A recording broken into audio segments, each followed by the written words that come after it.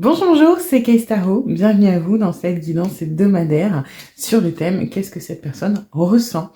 Alors, on va aller voir ça ensemble. Pour vous aider à choisir, j'ai pris l'oracle des licornes. Donc, vous pouvez mettre la vidéo en pause si besoin pour faire confiance à votre intuition et puis choisir ce qui vous appelle. Donc, en premier, on a la sirène. En deuxième, on a la fée. Et en troisième, on a le papillon. Voilà. Donc, je vous laisse choisir et on se retrouve pour votre guidance. Aujourd'hui, cette vidéo est en partenariat avec Présage, la première application de voyance française créée en 2016. Donc, Présage, c'est une petite équipe d'une dizaine de voyants qui sont triés sur le volet et qui vont répondre à toutes vos questions. Les réponses sont toujours de vive voix et sous 24 heures. Et puis en plus, vous gardez l'historique de vos échanges. Vous pouvez aussi demander des consultations au téléphone ou en visio avec le voyant de votre choix. Et ce dernier vous rappellera dans l'heure. Voilà. Enfin, sachez qu'en cliquant sur le lien et en téléchargeant l'application, vous soutenez directement la chaîne et mon travail. Bienvenue à vous qui avez choisi le premier état, la sirène. Alors, on va aller regarder ensemble les énergies de la relation, histoire de voir si ça résonne. Si ça ne résonne pas, c'est peut-être que ce tas n'est pas pour vous. Dans ce cas-là, vous pouvez aller en voir un autre. Gardez en tête, dans tous les cas, qu'il s'agit d'une guidance générale. Donc, c'est normal si tout ne résonne pas. Si vous voulez approfondir, je propose des guidances privées. Donc, soit sur l'application Présage qui est partenaire de cette vidéo, ou je vous rappelle dans l'heure pour une visio ou une consultation téléphonique, bien sûr dans les tranches horaires où je suis disponible, ou bien via mon adresse mail. Alors, on va aller voir du coup les énergies de la relation. Ok, donc on est sur une relation où il n'y a pas grand-chose d'établi. On est plutôt sur un potentiel, on est peut-être sur un crush, sur une personne que vous venez de rencontrer. Alors, pour moi, pour la majorité, on est sur quelqu'un qui vient d'entrer dans votre vie, où c'est récent. Pour d'autres, ça peut faire un petit peu plus longtemps, mais en tout cas, on n'a rien de concret. On est plutôt peut-être dans le jeu du chat et de la souris. On se tourne un petit peu autour, mais on n'a rien d'établi. On n'a pas fait de gros pas en avant. On n'a pas de certitude. On va dire, les choses n'ont pas été dites sur le fait qu'on puisse se plaire, etc. On reste sur un gros crush, voilà, donc qui peut être récent, un petit peu moins, mais où en tout cas, il y a rien de débloqué, il y a rien de développé. On est plus sur plein de potentiel, on se dit que ça peut être sympa, on envisage des choses, mais il n'y a rien de construit pour le moment. Alors, on va aller voir du coup ce que cette personne ressent pour vous.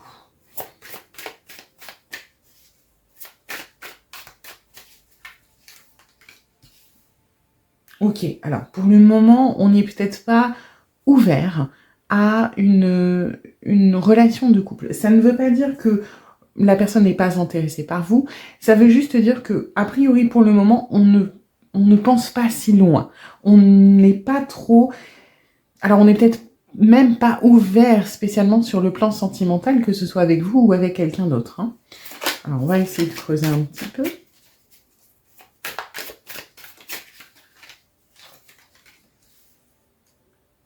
Alors, il y a beaucoup d'affection, il y a beaucoup de tendresse. Maintenant, j'ai quand même cette énergie de... Vous lui plaisez, bon ça oui. Maintenant, on n'est pas... on n'est pas ouvert à une relation sentimentale. C'est pas... Alors, pour certains d'entre vous, la personne n'est juste pas prête. Peut-être qu'il ou elle sort d'une relation.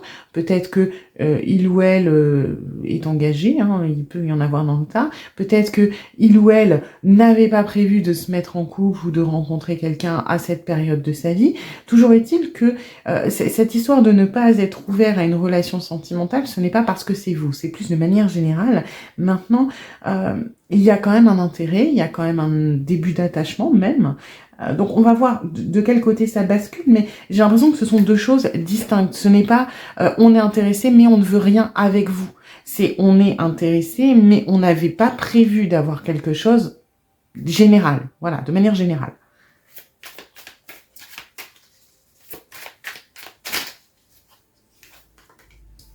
Voilà, vous êtes arrivé un petit peu comme un cheveu sur la soupe.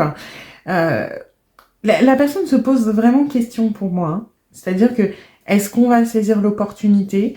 Est-ce qu'on va la laisser filer? Alors, il y a pas spécialement d'angoisse par rapport à ça, mais on est, je vais pas dire dans une position inconfortable, parce qu'il n'y a pas spécialement non plus de souffrance, de blocage ou de choses comme ça, mais on considère l'opportunité. Maintenant, c'est vrai que, voilà, non, cette personne n'est pas amoureuse de vous, parce qu'on n'en est pas à ce stade-là, notamment parce qu'on n'avait pas spécialement prévu, on n'avait pas envie, voilà, c'était pas préparé de tomber sur quelqu'un qui nous plaise, de construire quelque chose, etc. Hein. Voilà, vous êtes un petit peu un chamboulement. Il y a vraiment ce côté imprévu. Donc là, effectivement, pour que ça remue à ce point, soit la personne n'a pas complètement fini le deuil d'une relation, qui peut être encore proche, qui peut être encore, qui a été compliquée, hein, parce que des fois, on peut rompre depuis des années et ne pas avoir fait le deuil, parce qu'il y a eu des traumas, parce qu'il y a eu des choses compliquées. Moi, j'ai plus l'impression que c'est ça. Alors, il peut y avoir aussi des personnes... C'est vraiment une minorité, hein, mais ça peut résonner pour certains d'entre vous. Ça peut être quelqu'un qui est déjà engagé, d'accord, et ou bah du coup c'était pas spécialement prévu. Pour autant, si c'est quelqu'un qui est engagé, j'ai l'impression que c'est quelqu'un qui n'est pas spécialement épanoui dans sa relation de couple, que c'est quelqu'un qui peut-être reste dedans par confort ou parce que il ou elle a renoncé à trouver une relation de couple épanouissante et se dit que bah vu qu'on renonce à ça, bah, on choisit la stabilité, on choisit le confort, peut-être qu'il y a des enfants, peut-être, etc. Donc, mais en tout cas, c'est pas... quand je dis que cette personne ne vous attendait pas, c'est pas quelqu'un qui est ou qui était fou amoureux de quelqu'un d'autre et vous faites pencher la balance de l'autre côté. C'est quelqu'un qui, pour moi, émotionnellement, sentimentalement, même s'il y a des blessures, même s'il y a des pages qui sont pas tournées, c'est quelqu'un qui est libre au niveau émotionnel, hein. C'est pas quelqu'un qui ressent quelque chose pour quelqu'un d'autre. Alors, il y a peut-être de la tendresse, il y a peut-être de l'affection, mais on parle pas d'amour pour moi. C'est pas quelqu'un qui est amoureux d'une autre personne.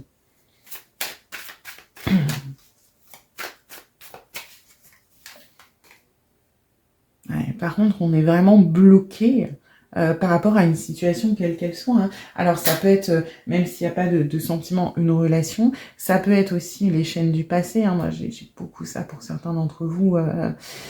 Peut-être pas la majorité, mais ça ressort de manière assez forte, des choses qui ne sont pas réglées, des pages qui ne sont pas tournées, des blessures qui ne sont pas guéries, et qui font que, moi, de manière générale, et peu importe la raison, j'ai quand même une personne qui avait un petit peu fait une croix sur l'amour, sur le fait de pouvoir être épanoui en couple. Une personne qui se disait, c'est pas pour moi. Voilà. Pourquoi pas le confort, pourquoi pas des petites relations à droite à gauche, pourquoi pas quelque chose sans prise de tête, mais c'est quelqu'un qui a un petit peu renoncé à être heureux ou heureuse ou épanoui en couple. Hein. C'est... Ouais, et vous remettez ça en question pour moi. Voilà. Alors, c'est pas pour autant qu'on est prêt à saisir l'opportunité. Hein. On est plus du domaine encore de l'étudier, de se dire que vous pourriez faire changer la donne.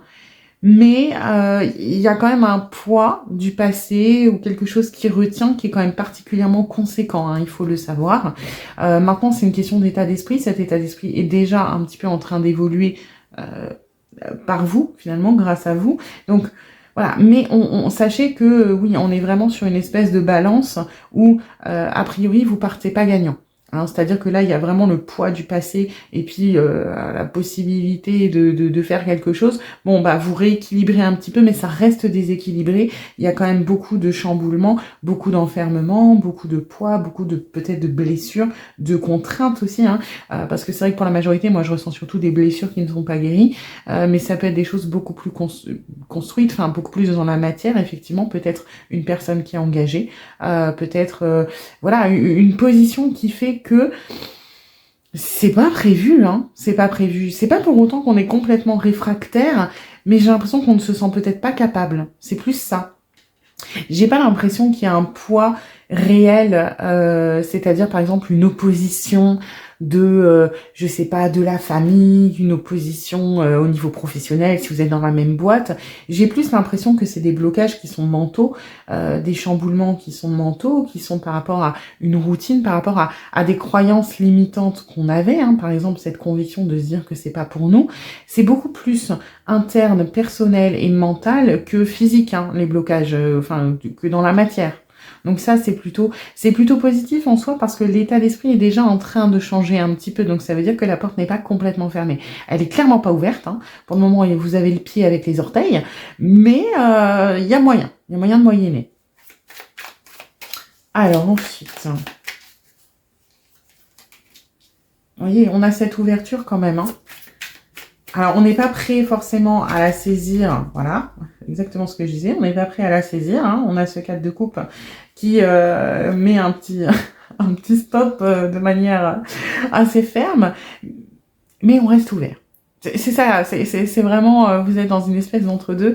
Cette personne, voilà, vous l'attirez, il y a un truc, pourquoi pas. On se dit que on ne ferme pas la porte, hein, encore une fois. Par contre, on va pas l'ouvrir en grand et vous dire c'est parti, on y va, on tente.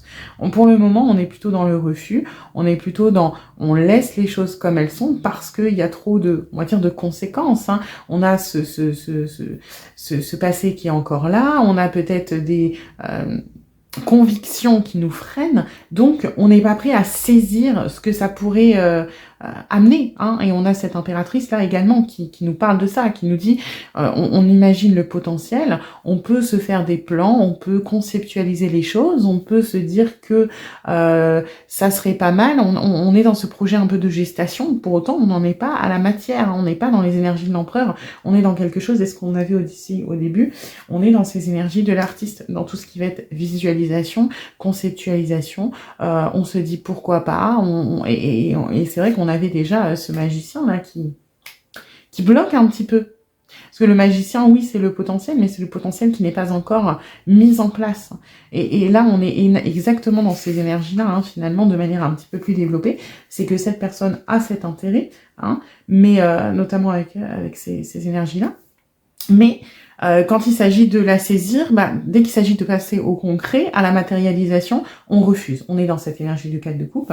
Ça ne veut pas dire qu'on n'est pas intéressé, ça veut dire que pour le moment, ce n'est pas ce qu'on estime être le mieux pour nous, ce n'est pas un risque qu'on a envie de prendre, ce n'est pas un chamboulement qu'on a envie de provoquer, parce que on est trop attaché à certaines choses, au passé, aux croyances, à une situation, à un confort, à une conviction. Pour beaucoup, c'est une conviction. Et du coup, on reste plus dans ce domaine un petit peu du rêve ou du mental, beaucoup plus que de la matière.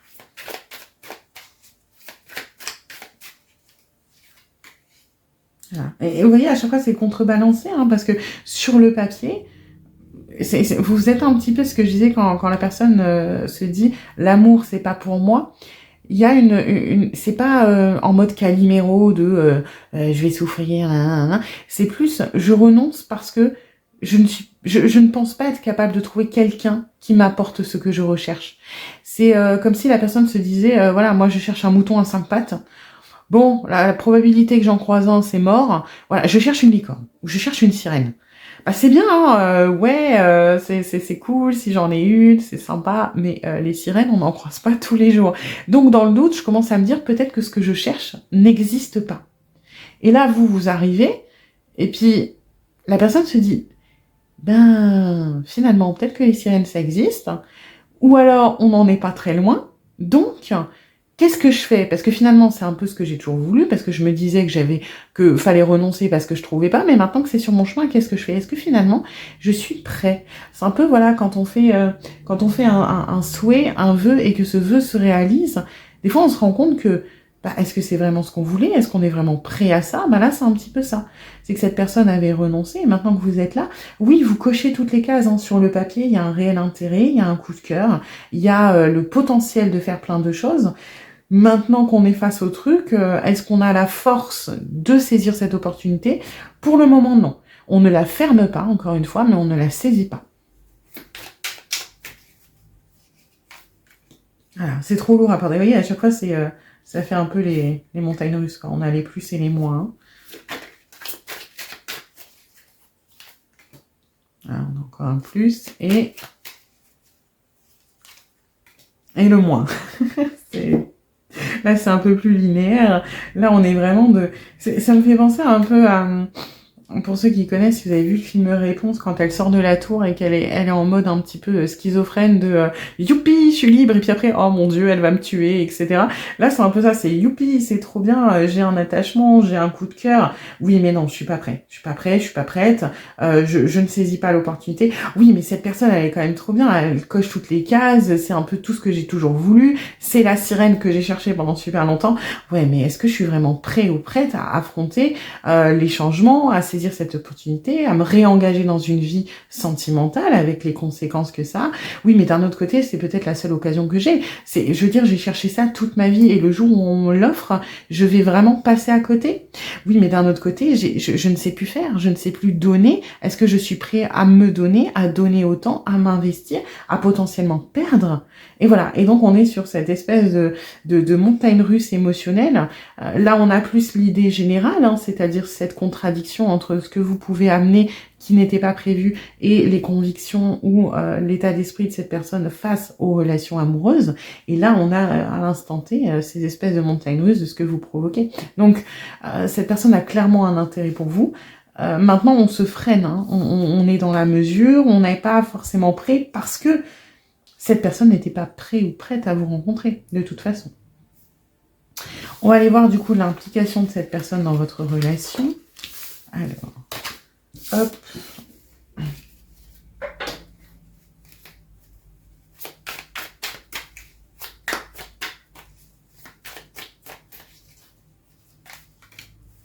Bon, pour le moment, on a envie de légèreté.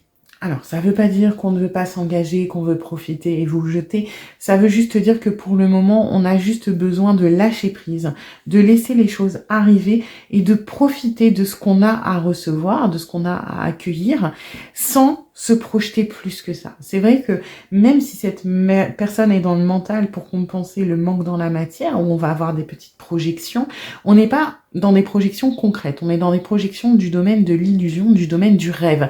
C'est-à-dire de se dire, voilà, ça serait bien si on se rapprochait, j'aimerais bien apprendre à plus le connaître ou la connaître. Vous voyez, c'est des projections qui sont quand même sans énormément de conséquences. On va pas être dans les projections de type waouh, ça y est, je veux construire ma vie avec, je veux qu'on ait des enfants, alors soit en faire, soit reconstruire une famille, et puis se marier, et puis avoir un chien, 3 canaris, et vivre dans une ferme. Hein. On n'en est pas à ce moment-là. On est plus dans j'ai envie, voilà, de profiter, de prendre ce qu'il y a à prendre, parce que j'aime être au contact de cette personne, et ça me fait du bien. Alors ensuite... Ah, bon, tout de suite après, c'est ce qu'on a ce contre hein, qui arrive. Et ce contre, c'est oui, mais. Et donc le mais, là, donc selon votre situation, est-ce que cette personne est engagée, est-ce que cette personne a des convictions, est-ce que cette personne n'a pas guéri du passé, on a ces chaînes qui reviennent et qui bloquent l'implication matérielle. Encore une fois, hein, là, avec ce soleil, on a de l'implication plus émotionnel de on accepte, hein, vous voyez, et là on bloque, hein, dès qu'il s'agit de trop s'investir, on a ce poids qui revient. Ah, donc là on est plus sur, on essaie de saisir les petites opportunités, hop, il y en a trop, quoique, on va les prendre. On a ces opportunités qui se présentent, et si elles sont légères, si elles sont sans conséquence, on a quand même envie de les saisir, hein, de se dire que ça peut donner potentiellement quelque chose, que on peut peut-être tester quelque chose, mais encore une fois, on essaie de pas réfléchir trop loin. Pourquoi? Parce qu'après, voilà, on a ce pendu hein, qui est tombé, qui revient un peu comme le diable, là, qui est plus sur on est bloqué parce qu'on a potentiellement des sacrifices à faire, on a peut-être des chamboulements à faire dans notre vie, que ce soit au niveau... Encore une fois, c'est pas forcément matériel les chamboulements, ça veut pas dire quitter quelqu'un, ça veut pas dire déménager, peut-être hein, pour certains d'entre vous, mais moi j'y vois plus se dire que peut-être on a le droit d'être heureux, peut-être se dire qu'on a le droit d'espérer d'être épanoui dans une relation de couple, et ça, mine de rien, ça n'a beau être que mental, ça peut être compliqué à sacrifier ou à remettre en question quand on s'en est convaincu pendant très longtemps. Donc voilà. Après, voilà. Vous voyez, si on regarde l'implication, finalement, à part accepter l'instant présent, on est dans cette On va dire, hop, on met tout ça en bas. Donc, avec ces deux énergies, on accepte les opportunités qui peuvent se présenter, on les accueille, on va peut-être les saisir à l'instant T, si encore une fois elles ne sont pas trop engageantes. Maintenant, pour ce qui est de reste de l'implication, on campe sur ces positions. On a le poids du passé, on a ce côté un petit peu borné de on ne lâche pas, on n'est pas prêt à faire des sacrifices, on n'est pas prêt à chambouler tout ce qu'on connaît, on n'est pas prêt non plus tout à fait à remettre en question ce dont on est convaincu, c'est-à-dire ses valeurs, ses convictions, c'est ce qu'on pense. On n'est pas tout à fait prêt, et je pense parce que cette personne s'est construite autour de ça aussi, de se dire que ah non, moi j'estime que je serai jamais heureux parce que de toute façon je trouverai jamais la personne qui me convient. C'est une conviction qui est tellement ancrée qu'on n'a pas spécialement envie de la remettre en question parce que oui, ça permet, quand on est résigné, peut-être de mieux vivre, par exemple, la solitude, l'absence de relation. Et puis aussi, ça permet de se protéger parce que du coup, on se déresponsabilise au niveau des échecs. C'est qu'on se dit que si notre vie sentimentale n'a pas fonctionné, bah, c'est parce qu'on n'avait pas la bonne personne en face. Et donc, maintenant que vous êtes là, si cette personne saisit l'opportunité et que vous êtes potentiellement la sirène, alors si vous êtes un homme, ça marche aussi, hein, je crois que c'est féminin, la sirène. Si vous êtes la sirène que cette personne a cherchée depuis longtemps, eh bien, si cette relation échoue, ça veut dire que là, ce n'est plus de la faute d'un facteur extérieur, ça veut dire que c'est de sa faute à lui ou à elle. Et ça, c'est aussi peut-être compliqué à assimiler pour cette personne, de se dire que bah, cette fois, si ça échoue, je ne peux pas me dire que c'est parce que j'ai pas de chance ou parce que la personne ne convient pas. C'est que ça sera ma responsabilité. Donc on est un petit peu... Encore une fois, la porte est entrouverte. Maintenant, elle n'est pas fermée, mais elle n'est pas grande ouverte. Hein. C'est un petit peu... voilà. C'est pas bloqué, mais c'est pas non plus open. Hein. Alors, on va aller voir si cette personne pense à vous et comment. Ouais, bon bah là on a l'enthousiasme, hein, l'envie de découvrir, l'envie d'apprendre à vous connaître. J'ai l'impression que ce qui séduit cette personne aussi, c'est que vous avez des points communs. Et il y a cette volonté de partager peut-être des passions communes, des intérêts communs, de faire votre connaissance. Donc là, il y a le côté effectivement enthousiasmant. Hein. Ouais, voilà, on a envie de s'ouvrir, on a envie de découvrir. On est vraiment autant au niveau de l'implication qui est quelque chose de matériel, c'est compliqué puisque c'est ce qui bloque. Autant au niveau de la pensée, c'est très très ouvert. Hein. Au niveau du mental sans conséquence, voilà. Alors par contre, on veut vous découvrir. Hein. On veut les infos, on veut apprendre à vous connaître. Et d'un point de vue enthousiasmant, avec cette énergie plutôt feu, le côté, voilà, il y a plein de points communs, il y a cette personne, elle m'inspire, c'est intéressant, ça m'enthousiasme, etc. Même avec cette énergie du monde. Et après, on a un côté plus mental aussi, là qui est un petit peu, je vais pas dire d'auto-sabotage, mais on cherche la petite bête. On se dit, bon, à un moment, j'ai cherché une sirène toute ma vie, maintenant qu'elle est là, est-ce que c'est vraiment une sirène? Est-ce que c'est pas un costume de queue de poisson, hein? On va aller chercher. Là, c'est le besoin d'être rassuré, le besoin de chercher aussi la petite bête pour pouvoir se dire « Non, mais je le savais, ce n'est pas vraiment ça. » Hein, il y a un petit côté quand même... on a envie, il y a une partie de soi qui est un peu... C'est pas de l'auto-sabotage, mais de se dire « J'avais raison, ce que je cherche n'existe pas. » Ce qui est normal, on s'en est convaincu pendant tellement longtemps qu'on a envie d'aller dans ce sens. Hein.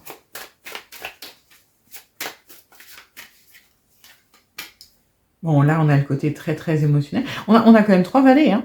On a quand même 3 valets. Les valets, c'est l'enthousiasme, c'est le côté un petit peu enfantin, un petit peu innocent, un petit peu... et c'est ce que vous apportez à cette personne, ce côté très enthousiasmant de je réveille des choses. En fait, oui, c'est comme si vous réveillez l'émotionnel de cette personne qui est endormie, un petit peu. Là, on a un roi et la tempérance. Ouais. On pense à vous de manière assez légère, de manière générale, c'est-à-dire, oui, l'enthousiasme, l'attachement, ce que vous faites ressentir à cette personne. Et puis, tout de suite, on essaie, avec cette tempérance, ce roi et même ce valet d'épée, on essaie de contrebalancer. On n'a pas envie de s'emballer trop vite. Donc, on reprend un esprit droit, carré, pragmatique, raisonné. Et on cherche cet équilibre. Hein. Là, c'est vraiment une énergie d'équilibre que je ressens, où on va essayer de contrebalancer ce qui est de positif. pour pas s'emballer, parce que bah, forcément on a ce poids, on a cette conviction, on a ces choses qui nous bloquent. Donc dès qu'on s'enthousiasme un petit peu en pensant à vous, de ouais c'est super, on a ça en commun, il ou elle connaît le même groupe de musique obscur que personne connaît, et ça j'adore, et puis il ou elle me fait un peu vibrer, j'adore être à son contact. Bon, ok, on va pas s'emballer maintenant, on va essayer de remettre les choses à leur place. Ok, est-ce que il ou elle est vraiment ce qu'il dit être, hein, ou ce qu'elle dit? Est-ce que il ou elle a vraiment les goûts qu'il ou elle prétend avoir? Est-ce que cette personne fonctionne vraiment comme ça? Est-ce que moi je suis prêt? Et tout de suite, voilà, on essaie de contrebalancer, de réguler, de mesurer les choses pour ne pas partir dans ce côté trop enthousiasmant. Donc il y a vraiment une espèce d'équilibre quand on pense à vous, qu'on essaie d'instaurer du moins, parce que de manière générale, je dirais que c'est plutôt déséquilibré, on a tendance à penser avec vous avec beaucoup d'émotionnel, mais le mental essaie de ramener les choses à leur place un petit peu. Alors, on va aller voir les espoirs et les intentions de cette personne, du coup.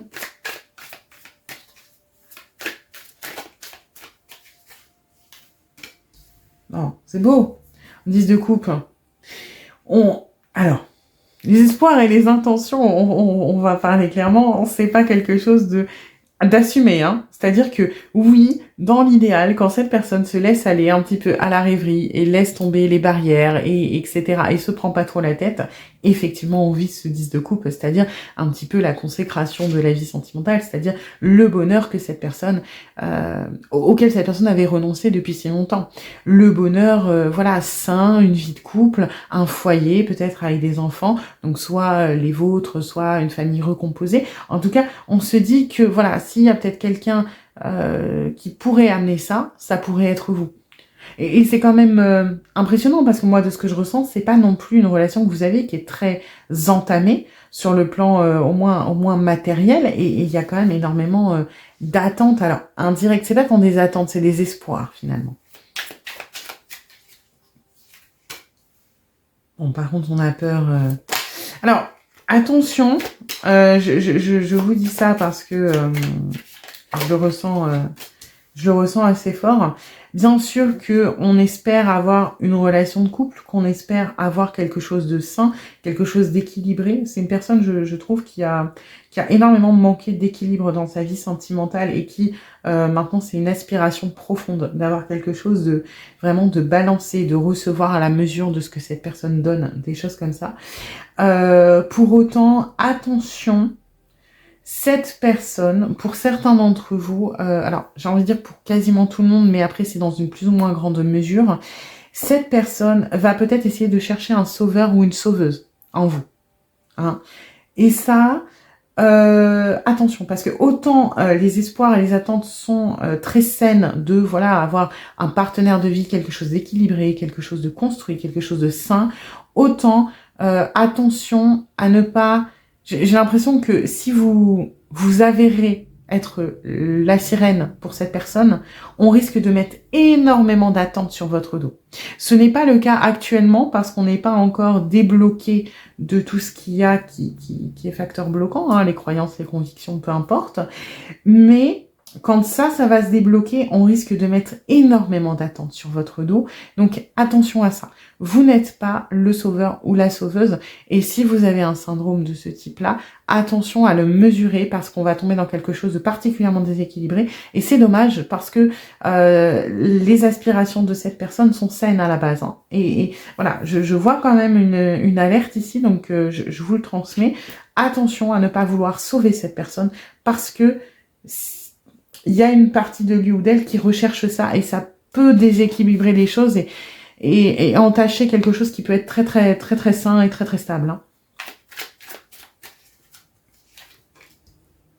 Et voilà, on est encore sur quelque chose de très sain, d'assez équilibré, de collaboration. Et là, vous voyez, là on a ces énergies un petit peu, on cherche un sauveur ou une sauveuse. Hein. Ouais. Alors, donc au niveau des espoirs, hein, si on reprend donc avec... Alors, je vais faire plein de tas différents. Hop là! Comme ça. Donc, la ligne du haut, on va dire les cartes que j'ai montées, c'est cette aspiration très saine, très belle d'avoir un partenaire de vie, d'avoir cette consécration au niveau de la vie sentimentale comme on l'attend, c'est-à-dire quelque chose d'équilibré, quelque chose, un foyer, une bulle, un chez-soi, quelque chose qui s'associe un petit peu au partenariat, à la collaboration. Je sais que c'est pas des termes très glamour, mais c'est très important. Ensuite, malheureusement, en deuxième ligne, attention, on peut chercher un sauveur. Pour moi, la majorité, hein, on cherche un sauveur. Après, dans une plus ou moins grande mesure, c'est-à-dire qu'il y a des gens chez qui c'est assez léger et on va juste chercher, en fait, à travers cette relation un petit peu qu'on recherche, à guérir des blessures du passé, et dans ce cas-là, c'est quelque chose de sain, parce qu'on cherche pas un sauveur, on cherche quelqu'un qui va nous aider à avancer sur notre propre parcours de vie, et ça, c'est plutôt très positif et très sain. Pour d'autres, je le reçois assez fort, on cherche cette énergie de sauveur, et c'est-à-dire qu'une fois qu'on aura libéré toutes les croyances, toutes les convictions, on risque de tomber un petit peu dans la dépendance affective. Voilà, donc sachez-le. Et enfin, au niveau des espoirs, là, on commence à avoir quelques intentions, quelques espoirs qui sont de, j'espère ne pas me tromper, j'espère que c'est bien une sirène, j'espère que c'est pas juste un mec ou une nana avec une queue de poisson AliExpress et puis qui est bon en apnée, quoi. Hein. On cherche vraiment à avoir quelque chose qui correspond à ce qu'on attend. Et finalement, oui, on s'était résigné, mais avec le temps, comme ça nous a servi de défense, de carapace, de justification, on a mis tellement d'attentes sur ce qu'on recherche, donc sur cette sirène potentielle, que on peut être tatillon et on a peur d'être déçu, donc on peut être exigeant aussi. Hein. Voilà. On va aller voir du coup les blocages et les freins.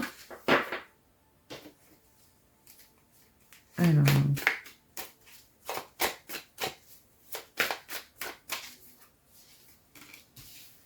Bon, on veut pas se précipiter, hein. On veut pas se précipiter.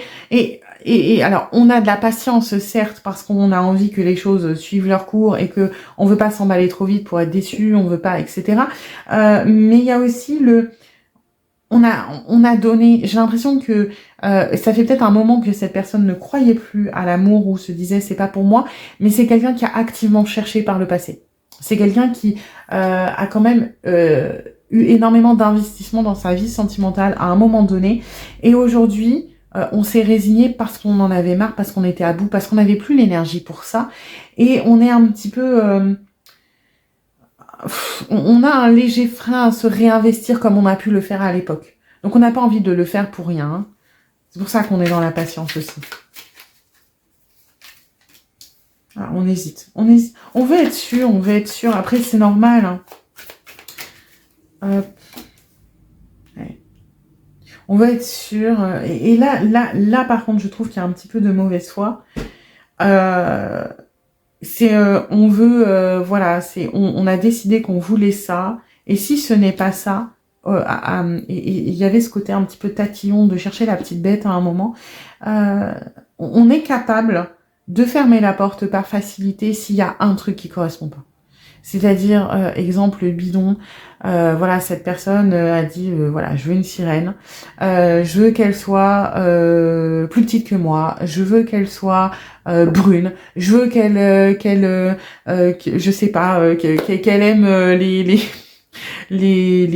tel groupe obscur, je veux que elle soit adorable avec tout le monde, mais en même temps qu'elle soit affirmée, etc. Donc il y a toute une liste. Et puis après, on va avoir un truc qui n'a encore aucune chance d'arriver, parce que déjà, faut pas oublier que le mec ou la nana, il cherche une sirène, donc c'est pas gagné. Ensuite, on va dire les critères sont assez légitimes. Et puis on va avoir des trucs genre, par contre, je veux que la personne ait les yeux violets. Si il ou elle a pas les yeux violets, j'en veux pas. Et un truc qui est complètement improbable.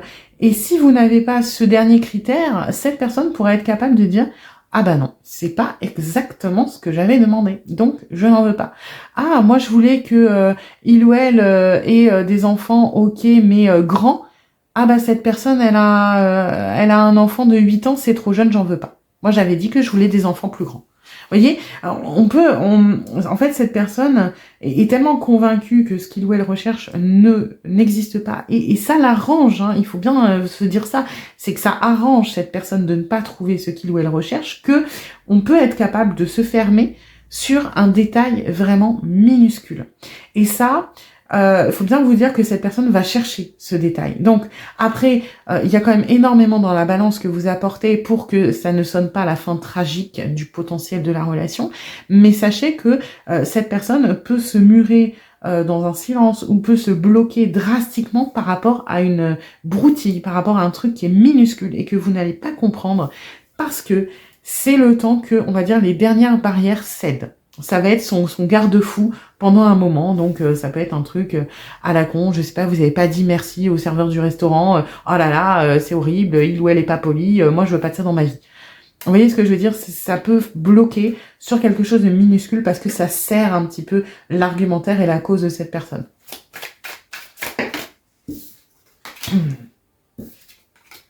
Voilà. Et ça sert effectivement parce qu'on a du mal à passer ce dernier cap et qu'on va vouloir rester un petit peu dans la stagnation de cette acceptation du moment présent, de se lâcher prise. Et au moment où on va peut-être commencer à projeter, à parler, à s'engager, alors pas forcément de manière très concrète, mais dès que la personne va voir que ça se dirige vers ça, on risque d'avoir un jugement très sévère, très dur sur un critère qui est complètement qui n'est pas pertinent en fait, qui est complètement merdique, hein, faut dire ce qui est, et on risque d'avoir... Donc sachez-le, hein, dans un futur plus ou moins proche, parce que c'est quand même assez long la mise en place. Si vous voyez cette personne se freiner, se fermer pour un truc de pacotille, ça peut être juste quelqu'un qui vous tourne autour, ou ça peut être un truc à la con de vous êtes toujours en contact avec votre ex, par exemple, pour vos enfants, et cette personne va vous dire « Ah non, mais moi, une personne qui est en contact avec son ex, je veux pas en entendre parler », sans prendre en compte le fait que c'est nécessaire pour les enfants. Vous voyez ce que je veux dire? Donc, si à un moment, vous sentez qu'il y a une espèce de distance, de on se braque, de on ferme un peu parce que il y a une excuse qui est complètement bidon, ne prenez pas peur. C'est parce que c'est les dernières barrières qui sont en train de céder. Maintenant, effectivement, il va falloir transformer ça pour que ça évolue de manière positive. Mais voilà, il y aura ce mouvement de recul de toute façon parce que ça fait partie du processus de cette personne. Alors, on va aller voir les messages. J'ai pas sorti mon jeu. Je l'attrape.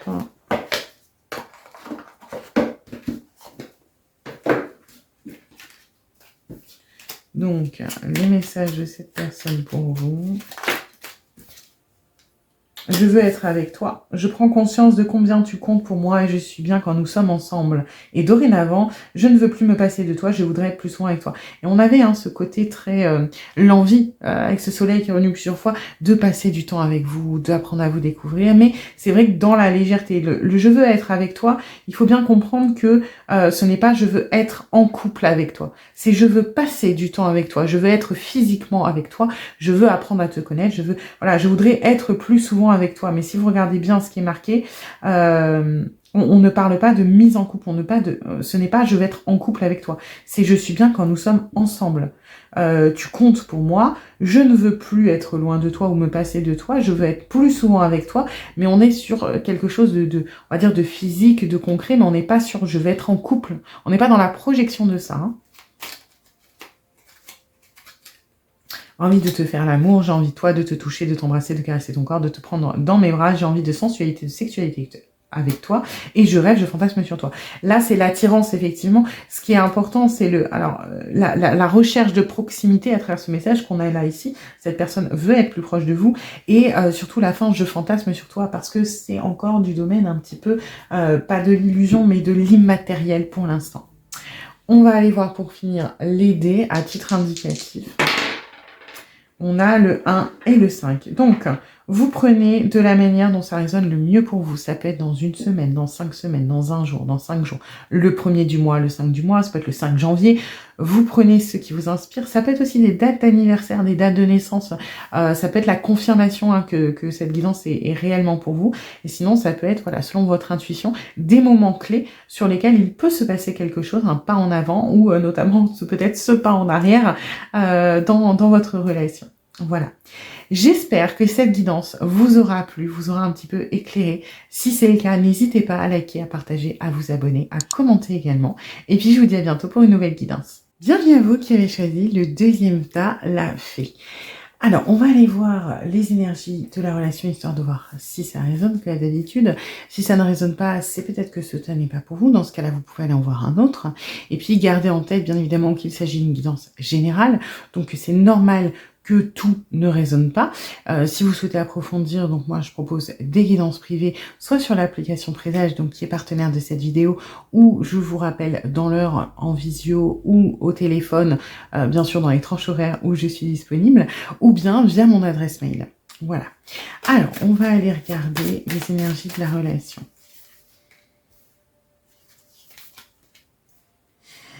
Ok. Alors, j'ai des choses qui sont un petit peu...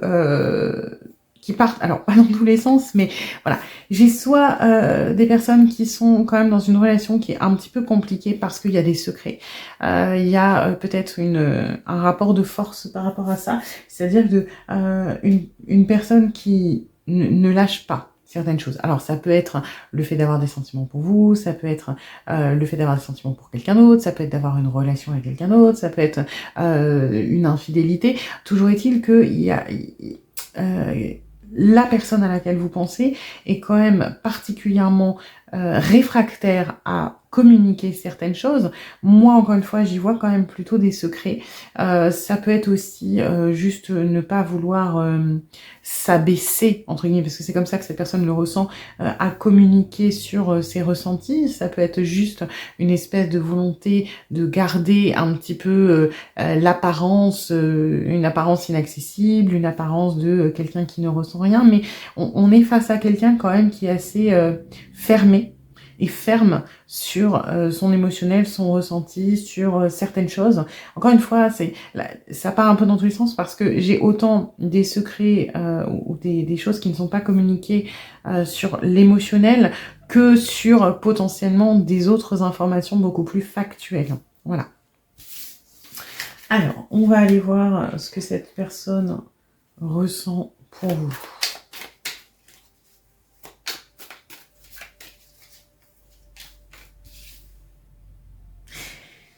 On hésite. On hésite, et parce que j'ai l'impression que on hésite à vous le dire, on hésite à l'accepter. En soi, c'est peut-être pas que... alors, il y a quand même une espèce de fierté, hein, de volonté d'être fort que de ne pas dire les choses, mais j'ai l'impression aussi que on n'a peut-être pas forcément accepté non plus en intérieur ce qu'on ressent, l'émotionnel ou les choses qui sont arrivées. Hein.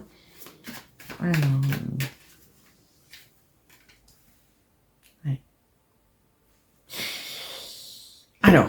Alors, donc pour revenir un petit peu à tous les cas qui sont possibles, pour certains d'entre vous, j'ai l'impression que cette personne est en couple, d'accord? Mais ne vous le dit pas, parce qu'il y a eu un coup de cœur pour vous, ce n'était pas prévu. Alors peut-être que, je sais pas, hein, vous avez rencontré cette personne sur les réseaux, sur une appli, il ou elle vous a dit que il ou elle était célibataire parce que la personne cherchait peut-être juste à s'occuper ou avait un coup de mou dans son couple et cherchait, je sais pas, de la valorisation, etc. Et aujourd'hui qu'il y a un vrai coup de cœur pour vous, ou du moins qu'il y a un intérêt, ben on hésite. Est-ce qu'on vous dit la vérité? Est-ce qu'on vous la dit pas? Est-ce qu'on vous dit l'intégralité de la vérité? C'est-à-dire, est-ce qu'on vous dit, par exemple, oui, je suis en couple, mais voilà, je pensais me séparer, était arrivé, et du coup, oui, je vais sûrement le faire. Ou est-ce que, pour faire passer la pilule, ou est-ce que, par exemple, on n'ose pas vous dire que, il n'y aura pas de choix, que le choix c'est le couple et que oui, on a intérêt pour vous, mais qu'on lâchera pas sa relation. Vous voyez ce que je veux dire? C'est que il y a un coup de cœur, maintenant, on est... J'ai quand même une espèce de manipulation des choses, donc soit de ce qu'on ressent, soit de la réalité. On hésite de plus en plus à vous communiquer des choses parce qu'il y a cet intérêt, parce qu'il y a ce coup de cœur. Maintenant, c'est pas pour autant que c'est magique et que ça solutionne tout, hein.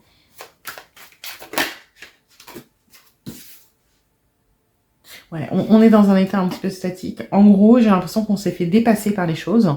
Donc soit cette personne n'avait pas prévu de tomber amoureuse, soit encore une fois cette personne est engagée, ou voilà, il y a plein de possibilités différentes, on peut pas faire au cas par cas. Et j'ai l'impression qu'aujourd'hui, la personne à laquelle vous pensez est en train de se dire, bon bah maintenant qu'est-ce que je fais?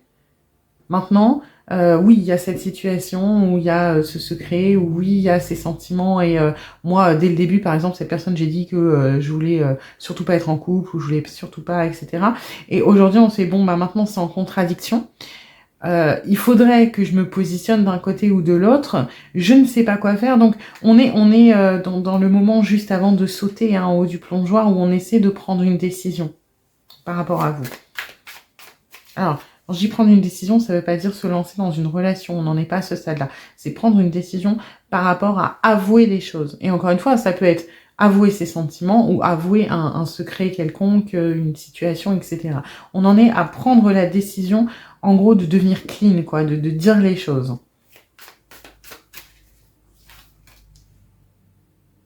Ouais, on n'est pas prêt vous voyez, on n'est pas prêt à sauter ce pas, on n'est pas prêt à passer à l'action et à faire les choses. On est dans cette préparation, on est dans cet instant avant où la personne est encore un petit peu, voilà, je me tâte, j'hésite, qu'est-ce que je fais? Je me pose des questions, je ne suis pas prêt réellement à franchir. C'est-à-dire que même si cette personne, en étudiant les pour et les contre et en essayant peut-être de commencer à se positionner, va se dire, bon, ok, j'ai décidé de devenir clean, j'ai décidé de dire tout ce que je pense, tout ce que je ressens, tout ce qui se passe. Maintenant, comment je le fais? Qu'est-ce que je dis réellement? Comment je l'amène? Vous voyez, on n'en est pas... on ralentit le moment de passer à l'action, en fait. On reste dans cet état de stagnation, dans cet instant T. Voilà, vous imaginez, vous êtes en haut du plongeoir, vous devez sauter. Bon, bah, même si on a décidé qu'on allait finir par sauter, là, on est en train de se dire, alors ok, je saute où? Plutôt là, plutôt là, plutôt là. En fait, on essaie de gagner un petit peu du temps. On est dans cette énergie-là où, pour moi, on gagne du temps. Alors, pour certains, on n'est pas du tout positionné, on ne sait pas encore si on va sauter ou pas. Pour d'autres, on sait qu'on va sauter, maintenant on gagne du temps.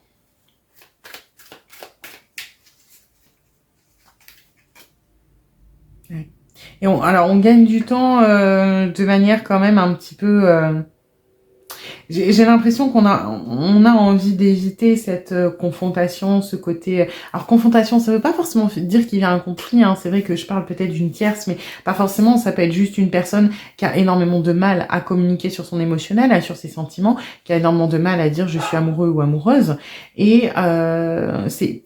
Plutôt que de passer par quelque chose comme ça, on préfère rester dans la légèreté, dans le côté passion, dans le côté attirance, magnétisme. C'est vrai que on préfère se réfugier un petit peu derrière ça, finalement. Alors, ensuite... Voilà, on est en plein combat intérieur de toute façon. On est vraiment sur cette volonté un petit peu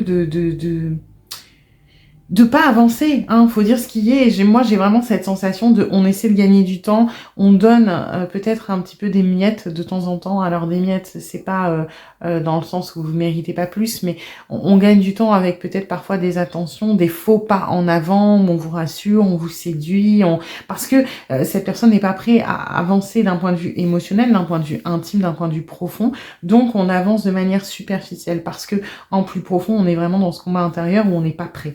On n'est pas prêt à dire les choses, on n'est pas prêt à s'engager, on n'est pas prêt à se mettre en vulnérabilité. C'est quelqu'un de très très fier, mine de rien, hein, la personne à laquelle vous pensez. Moi, ça peut vous aider, j'ai des scorpions, j'ai des lions, parce qu'il y a cette énergie de force qui est assez caractéristique des scorpions pour certains, en tout cas les gens nés au mois de novembre. Après j'ai donc ça peut être balance aussi pour certains, plus les scorpions, mais peut-être des balances. J'ai du lion aussi dans le tas là parce qu'il y a un truc très feu. En tout cas cette personne a du mal. J'ai l'impression qu'on a quand même à peu près accepté l'intimité émotionnelle qu'elle existe, hein, du moins le coup de cœur. Maintenant, on n'est pas prêt à l'accepter dans la matière et à la mettre en place.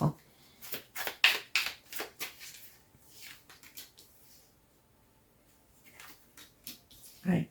Vous voyez, c'est pour ça que j'ai tiré une autre carte. Les amoureux, là, je ne ressens pas vraiment pas en amour. Alors, ça ne veut pas dire que cette personne n'a pas d'amour pour vous, mais je le ressens vraiment plutôt dans l'énergie du Marseille qui parle de choix, finalement. Parce que on a ce choix avec ce chamboulement. Et ce chamboulement n'est pas forcément...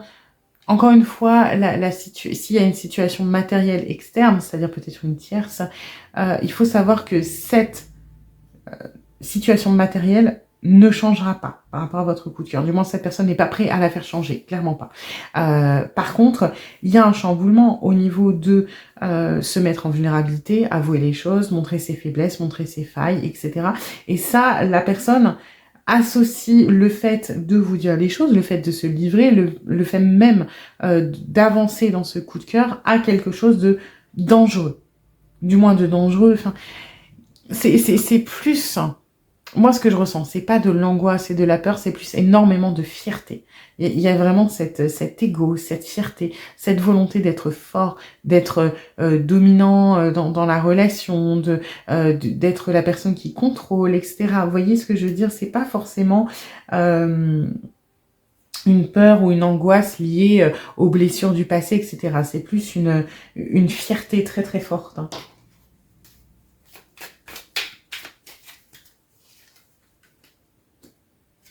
On veut quelque chose de plus... C'est marrant parce que oui, c'est vraiment... on veut pas se mouiller. Hein. On veut pas se mouiller. En gros, on veut profiter des côtés positifs, hein, des bons moments, c'est-à-dire le flirt, la séduction, l'accueil, la spontanéité, on fait des choses ensemble, on s'entend bien, etc.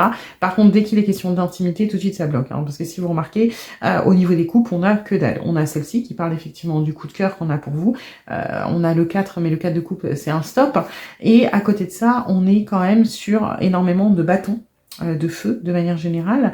On a quand même pas mal d'arcanes majeures. Moi, ce que je ressens, c'est que cette personne, par fierté, veut dominer la relation, veut être à la limite la personne qui vous séduit et a envie de vous séduire, mais on ne veut pas aller dans l'intimité, dans la profondeur, on ne veut pas être chamboulé, on ne veut pas perdre le contrôle. On a ce côté très autoritaire, ce côté très carré, ce côté très contrôlant, dominateur, et on veut que les choses avancent comme nous, on l'a décidé.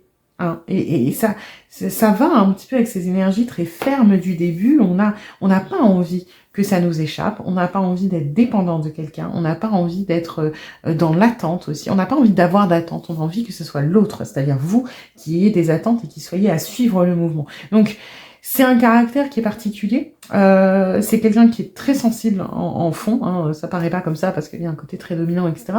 Mais c'est quelqu'un de très sensible, de très vulnérable et qui est aussi très très fort. Hein. Attention, cette vulnérabilité a été quand même très affectée par le passé et aujourd'hui c'est quelqu'un qui s'est construit une énorme carapace et aujourd'hui on en est là. Oui, il y a un intérêt pour vous, oui, il y a un coup de cœur pour vous, maintenant on ne veut pas que ça aille plus loin parce que on n'est pas capable.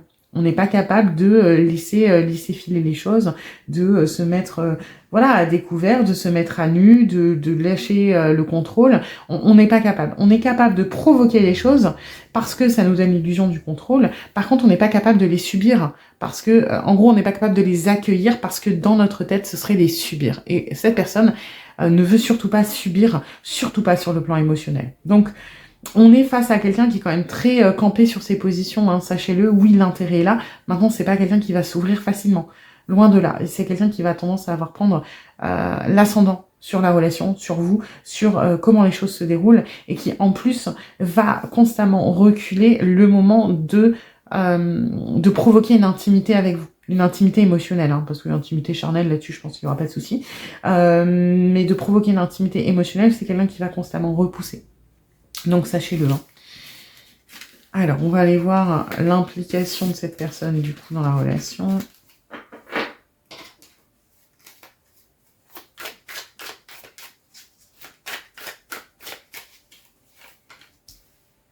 On contrôle, on gère.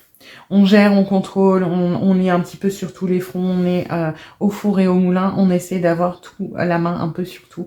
C'est-à-dire que bon, si vous avez un caractère un petit peu tranquille et que ça vous va d'avoir quelqu'un qui est dirigeant et autoritaire, très bien.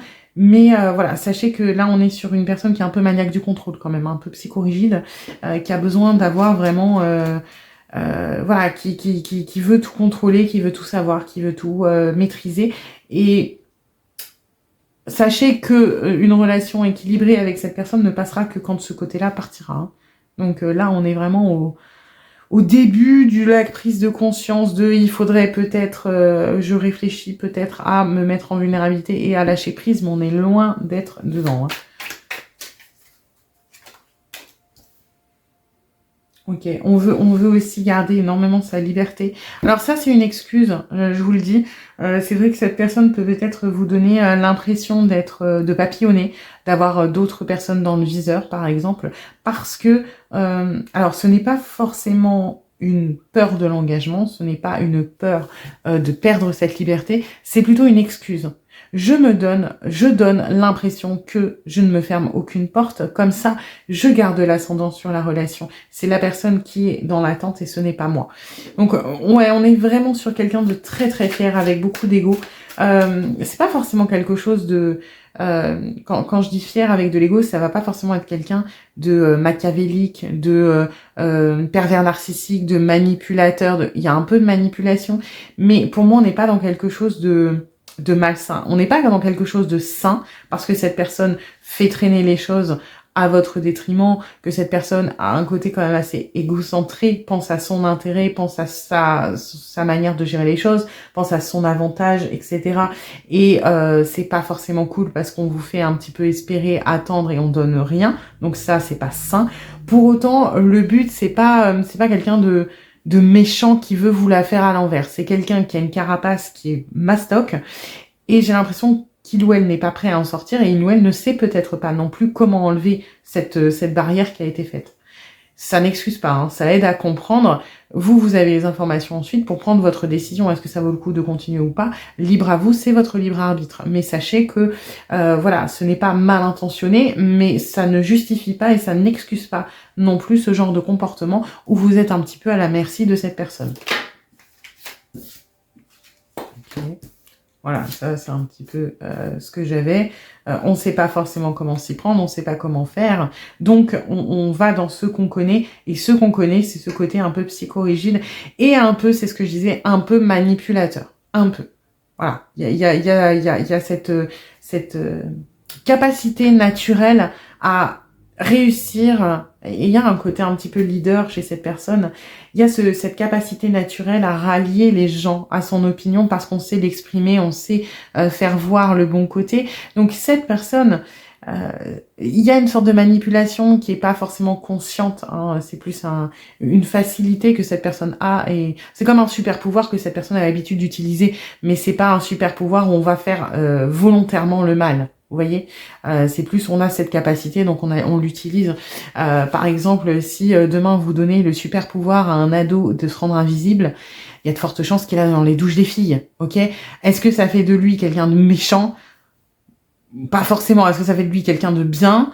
Pas non plus. Mais ce que je veux dire, c'est que si on a une facilité à prendre une opportunité, il y a beaucoup de gens qui vont la faire. Et là, c'est un peu ça. Cette personne a cette capacité naturelle à rallier les gens à sa cause, à savoir s'exprimer, à rendre de la valeur à son point de vue et l'utilise un petit peu avec vous. Parce que c'est une capacité naturelle, c'est un don, c'est quelque chose que cette personne a l'habitude.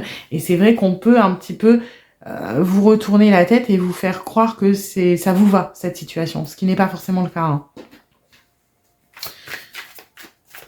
Alors ensuite, voilà, on a quand même ce côté un petit peu... Alors, je sais que c'est particulier à exprimer et surtout que c'est une guidance générale, donc il y a peut-être des gens où c'est un peu plus mauvais et d'autres pas du tout. C'est compliqué. Sachez qu'il y a une part dans cette manipulation qui est consciente, ce n'est pas l'intégralité. Maintenant, encore une fois, on peut pas faire au cas par cas. Donc si vous avez des signaux d'alerte que cette personne vous manipule, etc., bon, bah posez-vous des questions. Si vous vous dites non, c'est vrai qu'il y a un côté psychorigide et que il ou elle a tendance à me dire mais non, mais regarde, c'est bien de fonctionner comme ça, mais que c'est pas plus dérangeant. Voilà, je peux pas statuer à quel point dans chaque relation, c'est pas possible. Mais c'est vrai qu'il y a quand même cette volonté d'avoir l'ascendant, cette capacité naturelle à le faire de manière assez fluide.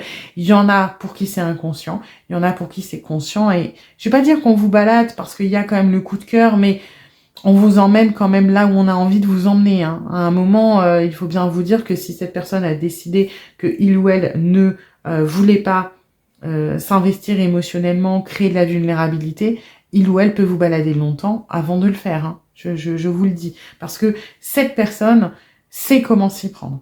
Après, voilà, manipulation jusqu'à quel point c'est au cas par cas, mais on est sur quelqu'un qui sait s'y prendre clairement et qui peut... Du moins, en fait, si vous voulez, c'est quelqu'un qui sait s'y prendre sur le mauvais chemin. On va dire ça comme ça. C'est quelqu'un qui sait s'y prendre, pas forcément sur les bonnes choses. C'est-à-dire, oui, sur le côté un petit peu manipulation, souffler le chaud et le froid. Par contre, c'est quelqu'un qui est très vulnérable et qui ne sait pas faire les choses correctement. C'est-à-dire dire ce qu'on ressent, se mettre en position un petit peu précaire, en position de faiblesse. Ça, c'est... Donc, qu'est-ce qu'on fait? Ben, on prend la voie qu'on sait faire, qui est pas forcément la meilleure, hein, mais voilà. Alors, on va aller voir ensuite si cette personne pense à vous et comment.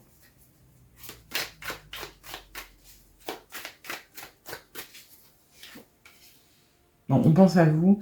Il y a une attirance qui est très... alors, il y a une attirance émotionnelle, mais qu'on repousse. Donc, forcément, il y a une espèce de transfert sur l'attirance plus charnelle, hein, plus physique. Dans le magnétisme, il y a une attirance au niveau de la sensualité, au niveau de la sexualité, il faut dire ce qui est. Après, on pense quand même pas mal à vous, mais c'est vrai que ça manque de... Encore une fois, on se protège, ça manque d'émotionnel pur et naïf. Hein. C'est un petit peu, quand on pense à vous, bah oui, on pense sur cet aspect sensuel. On pense à vous sur peut-être ce qu'on aimerait arriver avec vous, mais là, il y a un côté un peu planificateur, un petit peu manipulateur. Je dis beaucoup manipulateur parce que c'est le cas. Ça ne veut pas forcément dire que vous êtes un objet. Hein. Ça ne veut pas forcément dire que cette personne va tirer de vous ce qu'il ou elle veut et vous jeter. Pour certains, peut-être, encore une fois, on ne peut pas faire au cas par cas, mais c'est ça qui est compliqué, c'est que l'intention, pour moi, est ok, est sincère.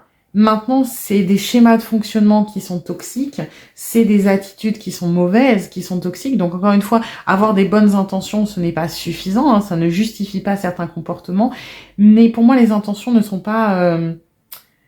ne sont pas méchantes ou mauvaises ou mal intentionnées. Encore une fois, ça ne suffit pas, mais on part sur quelqu'un qui a plutôt des comportements qui sont dysfonctionnels. Hein.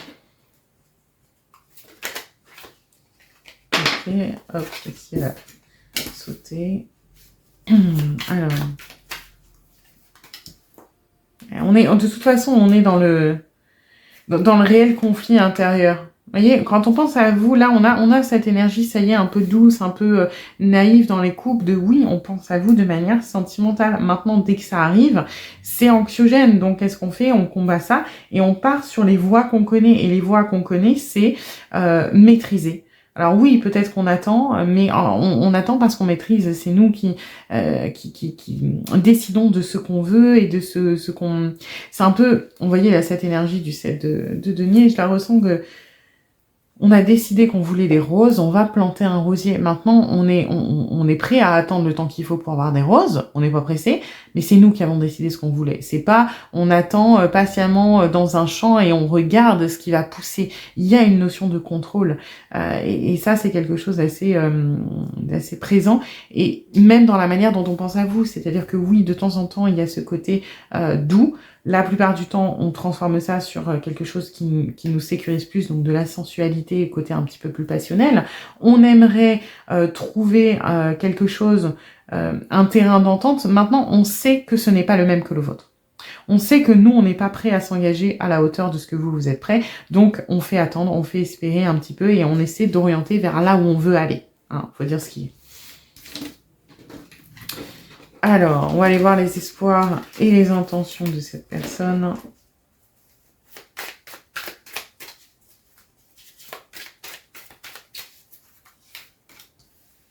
Bon, ça a encore un petit peu le... Bon, les espoirs et les intentions, c'est que ça aille comme il ou elle a décidé. Hein. C'est que... en fait, on veut... C'est comme si on voulait... rester dans cette situation actuellement où tout n'est encore que potentiel. Parce que c'est confortable, parce que tout peut encore exister, tout peut bien se passer, on n'est pas encore en vulnérabilité, donc il n'y a que le potentiel qui peut arriver et le potentiel positif. On espère être capable de saisir les opportunités qui se présentent, mais sans les transformer. Vous voyez, c'est que... j'ai vraiment, voilà, j'ai vraiment l'impression qu'on veut laisser ça en mode statique. On est dans le marchandage, on est dans le contrôle, encore une fois, hein. On veut, oh, vraiment, je dépeins cette personne d'une manière tellement pas flatteuse, mais bon, les schémas de défense sont quand même assez mastoc. En gros, on veut laisser la situation comme elle est. Dans le meilleur des mondes, cette personne, on laisse les choses comme elles sont. Il y a le potentiel, il n'y a pas de conséquences. On flirte avec la limite quand ça nous arrange. On crée les opportunités que l'on veut. On a l'ascendant. C'est nous qui prenons les décisions. Et puis vous êtes un petit peu... vous subissez. Et cette personne est trop centrée sur soi pour voir cette conséquence. On ne se met pas à votre place, hein. On est vraiment dans les espoirs de garder cet ascendant, garder ce côté de c'est moi qui donne, c'est moi qui prends, je donne quand je l'ai décidé, je provoque des opportunités pour prendre ce qu'on me donne, mais je ne veux pas m'engager plus que ça parce que c'est de la souffrance, parce que j'ai peur, parce qu'il y a mon passé, parce qu'il y a plein de choses. Ça ne justifie pas, encore une fois, hein. Moi je vous explique les comportements, après à vous de décider ce que vous souhaitez en faire. On va aller voir du coup les freins et les blocages maintenant. Alors...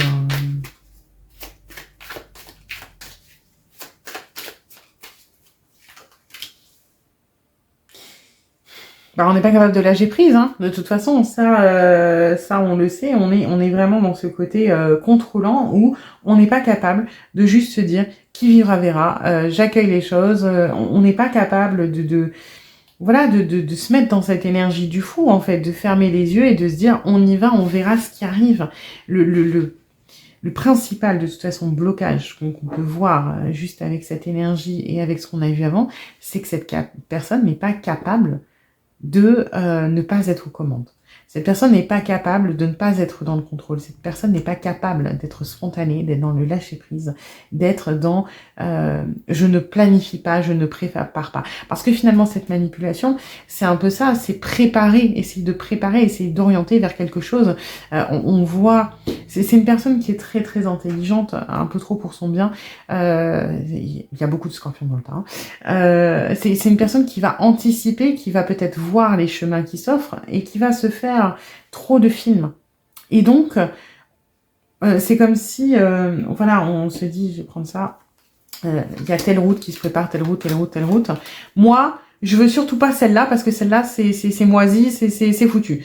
Celle-ci, franchement, pas trop non plus. Celle-là, elle est cool, celle-là, moyen. Donc, qu'est-ce que je vais faire? Je vais manipuler et orienter pour essayer d'orienter l'avenir vers où je veux que ça aille. Donc, je vais orienter pour essayer d'arriver là. Et au pire, on peut décaler un peu par là, mais on veut surtout pas aller là.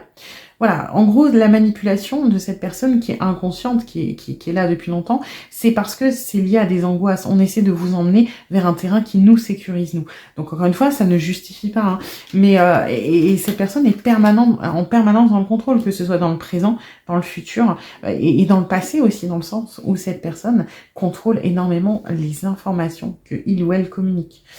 Pour le coup, je pense que quand vous posez des questions, vous devez avoir des réponses qui arrangent cette personne, soit évasive, soit peut-être pas de réponse, soit un changement de sujet. On est sur quelqu'un qui peut même mettre dans l'esquive, voilà, c'est quelqu'un qui sait très très bien gérer les relations humaines. Hein.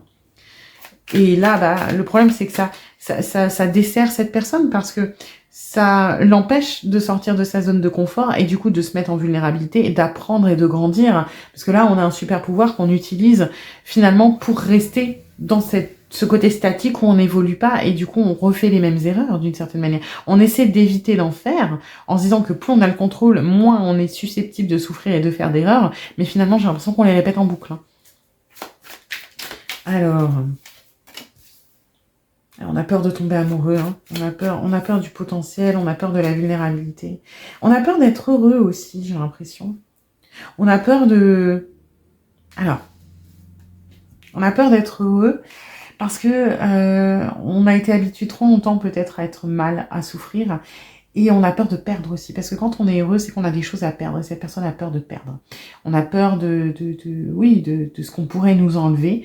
On a peur aussi, alors là c'est une excuse, je le ressens, on a peur du plan-plan. Voilà.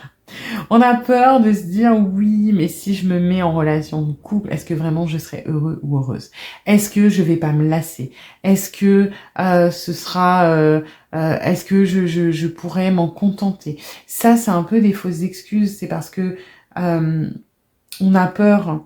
Parce qu'en gros, on se dit que si on est heureux, il y a quand même un caractère auto-saboteur là-dedans. On se dit que si on est heureux, ça va forcément mal se passer. Donc, est-ce que c'est nous qui allons finalement pas être heureux? Est-ce que ça nous convient pas? Est-ce que c'est l'autre qui va nous faire du mal? On cherche déjà l'anticipation de si on est heureux, on va forcément être malheureux. Donc, est-ce que c'est parce que je vais me lasser? Est-ce que c'est parce que c'est l'autre qui va me faire du mal? Est-ce que c'est parce qu'on va m'enlever ce que je vais gagner? On cherche déjà, c'est ce que je vous disais, c'est cette personne voit trop loin. En fait, on cherche déjà les anticipations, les réponses à des choses qui ne sont même pas encore arrivées et qui ne sont même pas encore d'actualité, puisque cette personne n'a toujours pas, pour la majorité, décidé si il ou elle voulait une relation avec vous, et on en est déjà à anticiper de quand vous serez heureux, qu'est-ce qui va mal se passer. Vous êtes toujours pas ensemble, à quoi ça sert? À rien. Mais on est dans cette anticipation permanente parce que ça nous rassure, parce qu'on a du contrôle.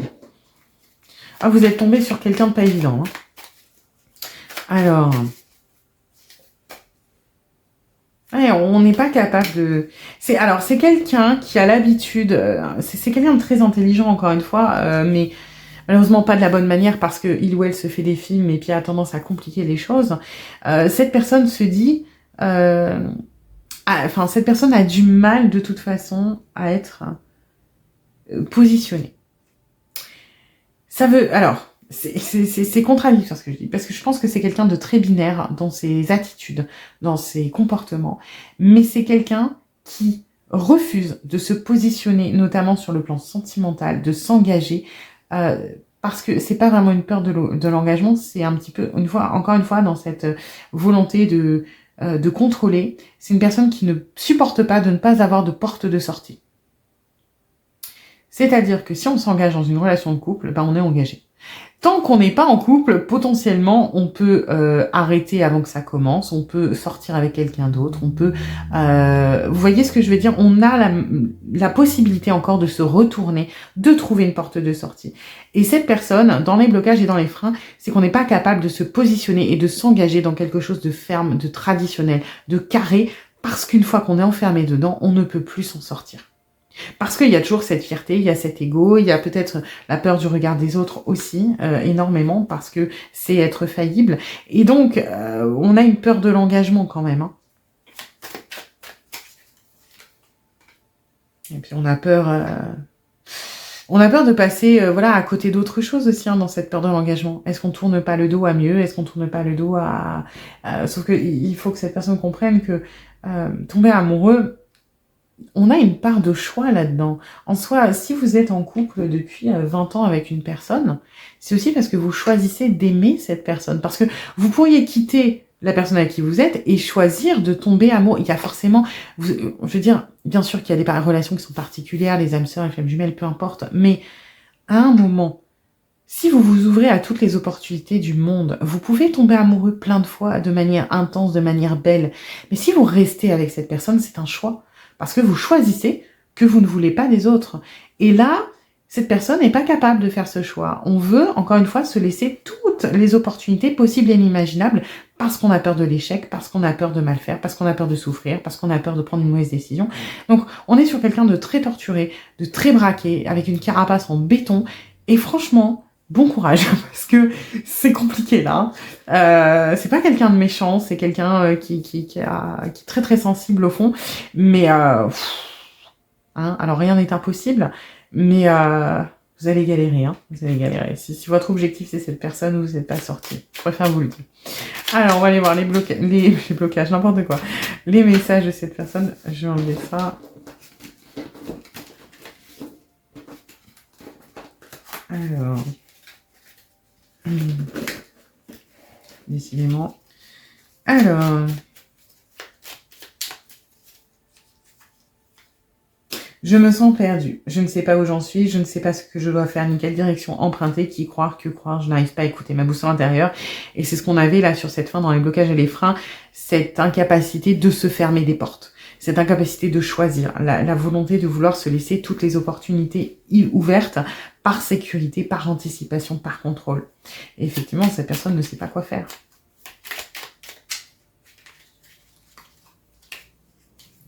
Envie de te voir, j'ai envie d'être auprès de toi, avec toi, je ressens un vide et ma vie est triste sans toi, tu m'apaises et j'ai besoin que tu m'illumines par ta présence, j'ai cette envie vissée au cœur. Effectivement, il y a quand même un lien très intense. Maintenant, voilà, on se contente de j'ai envie de te voir. C'est pas j'ai envie d'être en couple, j'ai pas envie d'avancer vers toi pour que ça concrétise, c'est juste j'ai envie de te voir, j'ai envie de quelque chose que je peux contrôler, où j'ai tous les bénéfices sans avoir les conséquences, hein, finalement. On reste un petit peu dans le thème de la guidance. On va aller voir les dés à titre indicatif. Donc le 12 et le 2. Donc vous prenez comme ça résonne pour vous. Donc ça peut être des dates de naissance, ça peut être voilà, pour confirmer que cette guidance est bien pour vous. Ça peut être dans 2 jours, dans 2 jours, ça peut 12 jours, ça peut être le 2 décembre, ça peut être dans 2 semaines, ça peut être au mois de décembre. Voilà, ça peut être en février, le 12 février. Vous prenez ce qui vous inspire, vraiment ce qui résonne pour vous. Ça peut être un moment, un élément déclencheur lié à votre relation. Voilà. J'espère que cette guidance vous aura plu, vous aura un petit peu aidé, un petit peu éclairé. Si c'est le cas, n'hésitez pas à liker, à partager, à vous abonner, à commenter également. Et puis je vous dis à bientôt pour une nouvelle guidance. Bienvenue à vous qui avez choisi le 3e tas, le papillon. Alors, on va aller voir les énergies de la relation, histoire de voir si ça résonne. Si ça résonne pas, c'est peut-être que ce tas n'est pas pour vous. Dans ce cas, vous pouvez aller en voir un autre. Et puis, gardez en tête que c'est une guidance générale. Donc, c'est normal si tout ne résonne pas. Hein. Si vous voulez approfondir, donc je propose des guidances privées, soit sur l'application Présage, donc qui est le partenaire de cette vidéo, où je vous rappelle dans l'heure, bien sûr dans les tranches horaires où je suis disponible. Et puis, sinon, via mon adresse mail. Alors...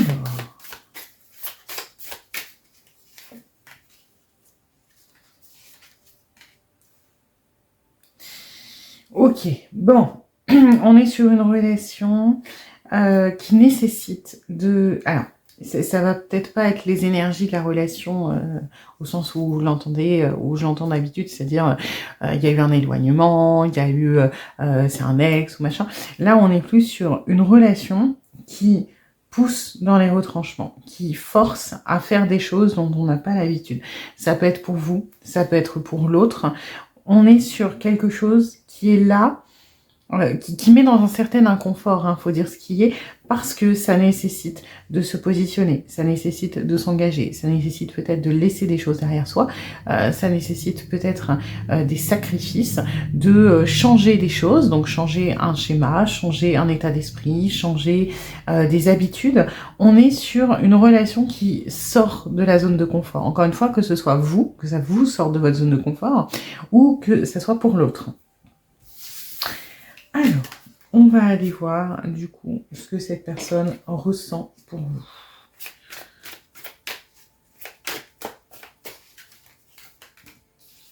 Non. On est hein, de toute façon, là, avec la combinaison de la justice et du pendu, il y avait des énergies de la mort. On est en plein dedans. Alors, on va développer un petit peu. Montrons. On a encore ce pendu qui ressort. Vous mettez face à... C'est exactement ce qu'on avait dans le préambule. Hein. Vous mettez face à une situation qui oblige à faire des choses qu'on n'a pas envie de faire. À prendre des décisions, à sacrifier des choses. Alors, ça peut être du matériel, hein, ça peut être reconsidérer une relation dans laquelle cette personne est engagée, mais ça peut être quelque chose de plus émotionnel aussi, hein, ça peut être tout simplement sortir de sa zone de confort, s'engager peut-être dans une relation monogame pour quelqu'un qui a l'habitude de papillonner, ça peut être renoncer à sa vie de célibataire, ça peut être renoncer à certaines valeurs. On est quand même, pour moi, il y a peut-être des choses matérielles à sacrifier quand même, mais disons que c'est pas simple. Hein, c'est pas. Alors, clairement, il y a quelque chose. Hein, il y a alors des sentiments. Ça, on va développer au fur et à mesure. Mais pour qu'il y ait une réaction, on va dire d'angoisse ou on se pose autant de questions, c'est que quelque part le déclencheur, il est important. Mais on est face à quelqu'un qui aujourd'hui voit beaucoup plus la conséquence de ce qu'on ressent pour vous, plutôt que juste ce qu'on ressent pour vous. De je vais perdre, je dois sacrifier, je dois abandonner, je dois laisser derrière moi. Vous voyez ce que je veux dire? On est vraiment sur quelque chose de très...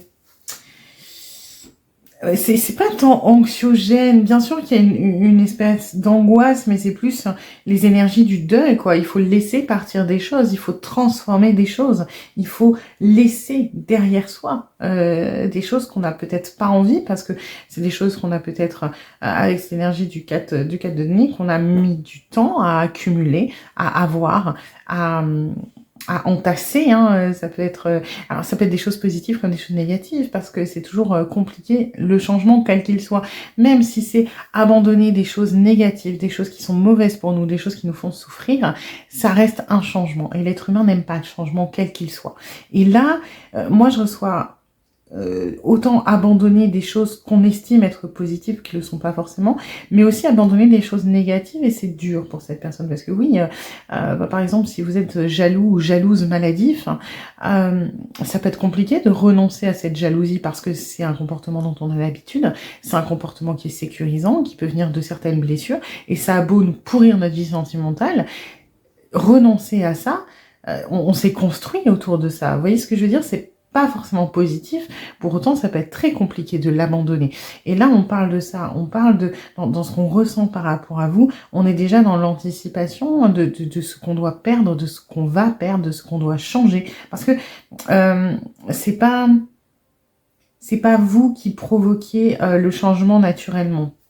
C'est-à-dire que c'est pas parce que vous entrez dans la vie de cette personne que le changement va se faire automatiquement et que cette personne refuse ce changement.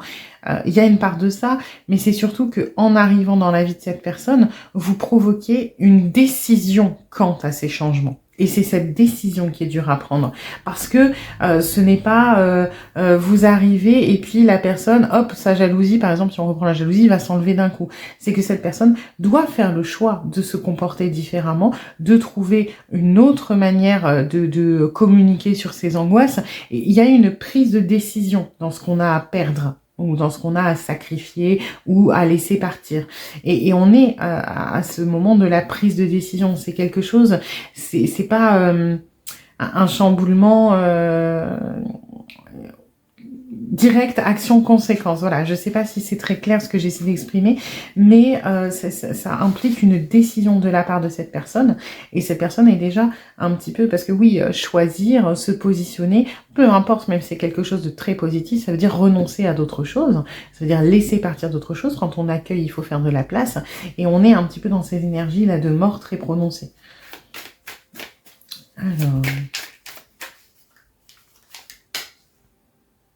Ouais, on a l'émotionnel qui travaille énormément de toute façon.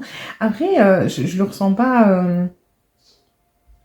J'ai l'impression que cette personne bloque quand même un petit peu par rapport à l'ouverture, par rapport... On a envie... En fait, on n'a pas envie de prendre cette décision, on n'a pas envie de se positionner, on n'a pas envie de... Alors après, ça peut être pour certains d'entre vous une relation qui s'est terminée et où la personne aujourd'hui n'a pas envie, je dirais, de retourner là-dedans, parce que, et là c'est plus question de peut-être de fierté, de sécurité, de sacrifier ce genre d'ego, des choses comme ça, de laisser derrière soi le passé, la rancœur.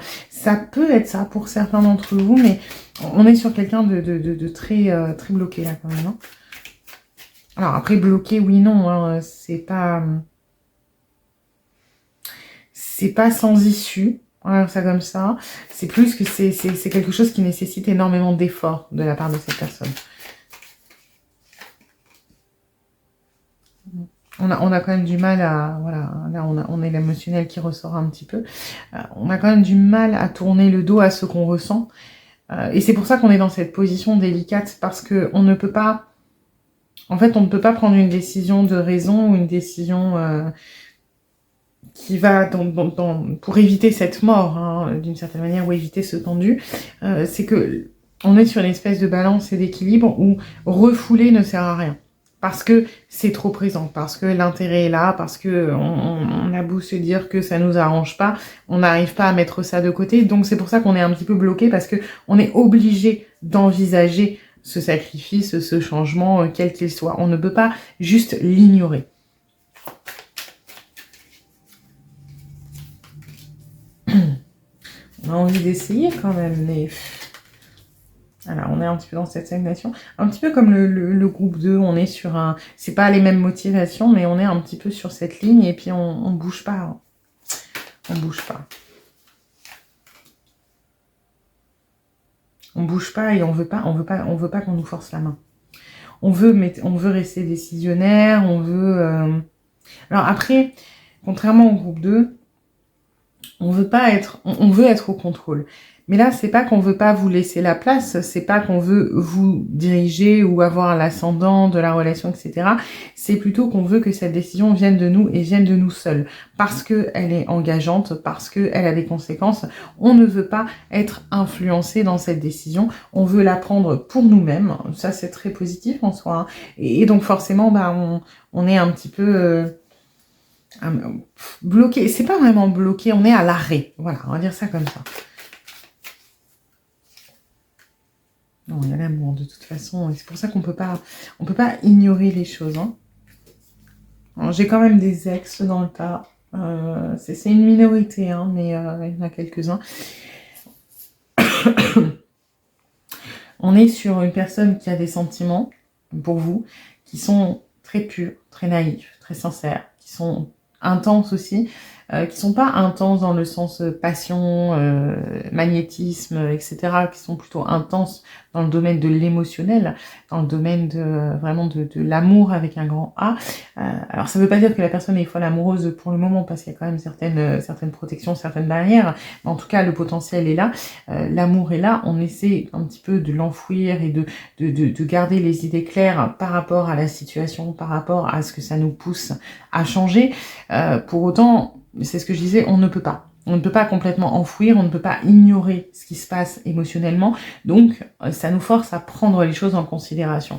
Et c'est vrai que cette personne est de bonne volonté. Hein. On essaye quand même. C'est très inconfortable, c'est très difficile, mais on essaye de se donner une chance, de se laisser aller parce que le jeu en vaut la chandelle. Hein. Et ça va vraiment avec ces énergies, j'avais pas fait attention, du papillon, vraiment de la métamorphose. Là, on est sur un début de métamorphose, on est sur une fin de cycle, un début de nouveau cycle, avec cette mort qui est vraiment très très présente.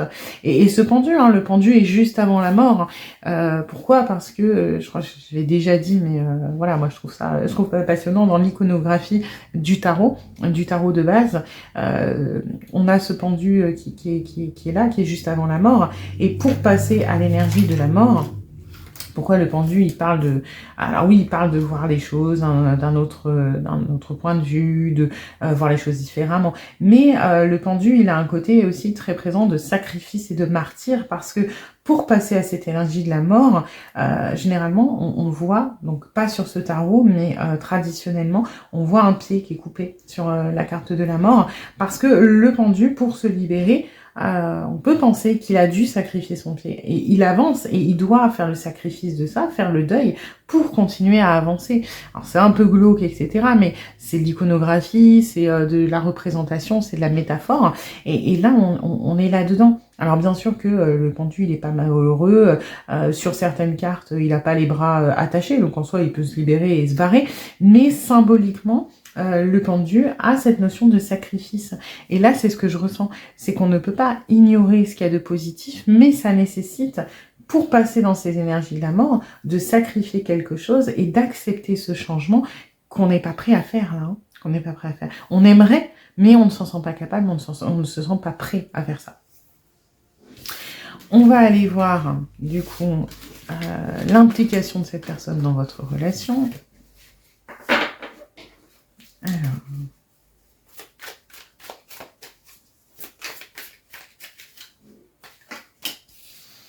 Bon, on est assez défaitiste quand même quant à l'idée de pouvoir avoir une relation, quant à l'idée d'être capable, hein, c'est ce que je ressens, c'est que cette personne ne se sent pas forcément capable de faire les choses, de faire ce qu'on attend de lui ou ce que cette personne est censée faire.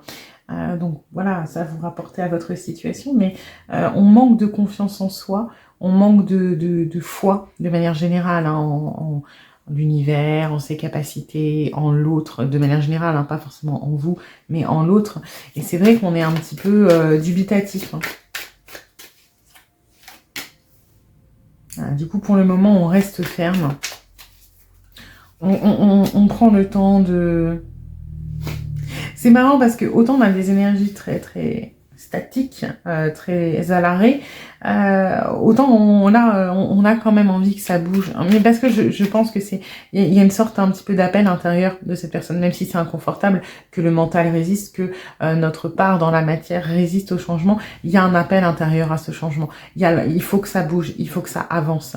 Et on ne peut pas rester statique très longtemps. Hein. De toute façon, le statique dans notre monde, c'est la mort. C'est ce qui est statique dépérit, meurt, voilà, pourrit. Et là, on en est à ce stade-là, c'est qu'on se rend compte, et c'est pour ça que c'est très inconfortable, ce que j'avais dès le début, c'est quelque chose qui pousse en dehors des retranchements, qui votre relation, elle pousse dans les vraiment en dehors de la zone de confort, parce que là, cette personne essaie d'être à l'arrêt pour prendre le temps de la réflexion, pour accueillir les choses, et machin, et il y a un appel intérieur qui dit tu ne peux pas. Il faut que ça bouge. Tu n'as pas le choix. Maintenant, soit tu prends le contrôle, tu essaies de voir comment ça doit bouger. Il n'y a pas de souci. Tu peux orienter la roue comme tu veux, dans la direction que tu veux, mais tu dois la faire tourner. Il faut que ça bouge. Et il y a cet appel intérieur. Donc, on essaie de mesurer ce mouvement, mais d'un autre côté, on a cet appel hein, un petit peu. Hein. Ouais, voilà, vous voyez, on est là sur des énergies de mouvement. On veut avancer, on veut passer à autre chose. Maintenant, c'est un petit peu compliqué. Hein. On veut.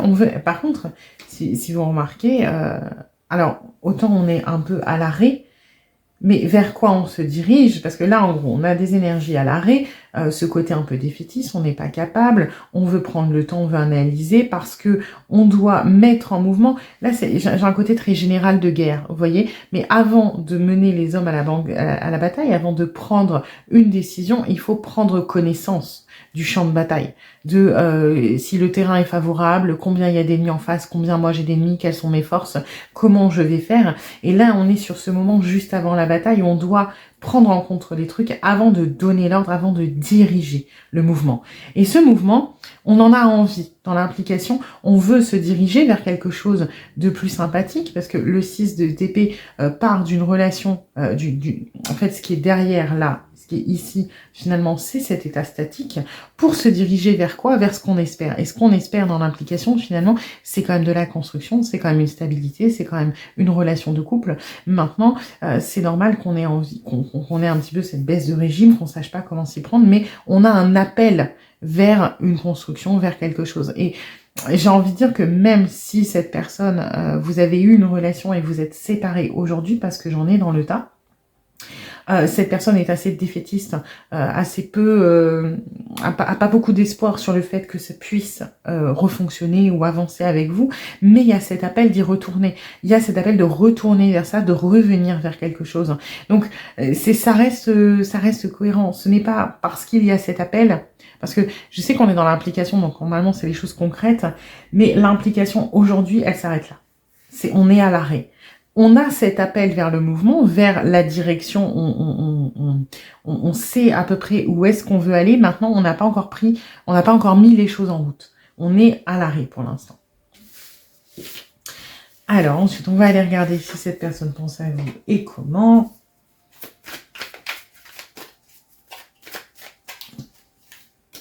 Non, ça ressort, hein. De toute façon, oui, on pense à vous et oui, on vise. Voilà. Et tout de suite contrebalancé par cette mort. Hein. C'est vraiment, la personne a envie.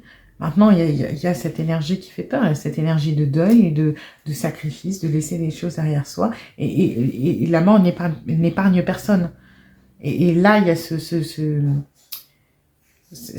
truc. Je ne sais pas ce que cette personne doit sacrifier ou ce que cette personne pense perdre, mais c'est quelque chose d'important. Voilà. Ce n'est pas forcément quelque chose d'important pour le commun des mortels, ce n'est pas forcément, on parle pas forcément de perdre, je sais pas, sa maison, une relation de 15 ans, etc. Hein, c'est pas forcément quelque chose de matériel, mais c'est quelque chose qui, pour cette personne, est très important et a du poids. Et du coup, forcément, ça nous fait peur de suivre le cœur. Hein. Bon, c'est ça, on est à l'arrêt, là, on est un petit peu dans le marchandage, hein, on est dans les étapes du deuil, de toute façon. Les étapes du deuil, il y a les 5 étapes, hein, il y a le déni, il y a la colère, il y a le marchandage, il y a toutes ces étapes qui se mettent en place, et là, on en est au marchandage. On a conscience qu'on ne peut pas y échapper, d'une certaine manière. Maintenant, on essaie de se dire comment on peut faire en sorte que ça se passe du mieux possible. Voilà, donc on est un petit peu là-dedans de oui, je sais, j'ai envie, maintenant ça me demande beaucoup de choses et voilà, et on retarde autant qu'on peut. Mais regardez, c'est encadré par vraiment les énergies de stabilité, de construction, de bonheur, de vie de couple, etc. Maintenant, au milieu, qu'est-ce qu'on a ? On doit passer par cette mort, ça nous fait peur, ça nous fait des souffrances, on n'a pas envie, donc on essaie de marchander, on essaie de se dire allez, comment on peut faire en sorte pour s'en tirer pas trop mal sans perdre trop de plumes, parce que pour le moment, la mort est anxiogène, elle n'est pas vue comme quelque chose de positif qui permet d'accueillir des choses nouvelles ou de transformer, elle est accueillie comme la mort. C'est-à-dire quelque chose d'anxiogène, quelque chose qu'on n'aime pas, qu'on n'a pas envie, etc. Donc, on est dans ce marchandage, et puis on est à l'arrêt. Pour le moment, on est toujours dans ce côté statique, parce que on veut se préparer. J'ai l'impression qu'on est... on est vraiment à ce point clé où la personne à laquelle vous pensez a accepté que ce changement était nécessaire, qu'il allait arriver et que de toute façon, il n'y aurait pas moyen d'y échapper. Maintenant, on espère encore pouvoir ne pas l'y échapper parce qu'on sait que ça va arriver, mais s'en sortir du mieux qu'on peut. Et on est à cet état où on réfléchit avant de prendre sa décision de comment faire en sorte que ça fonctionne bien. Alors, on va aller voir les espoirs et les intentions de cette personne.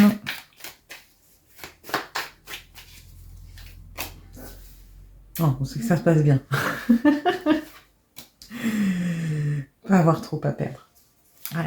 On espère que ça va pas... Bon. Je vais tirer le reste parce que...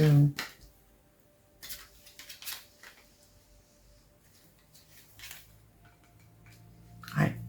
Alors, donc on espère. Là, c'est la finalité qu'on a déjà retrouvée. Potentiellement une relation de couple, une relation pérenne, quelque chose qui dure dans le temps. Alors après, je vais être honnête.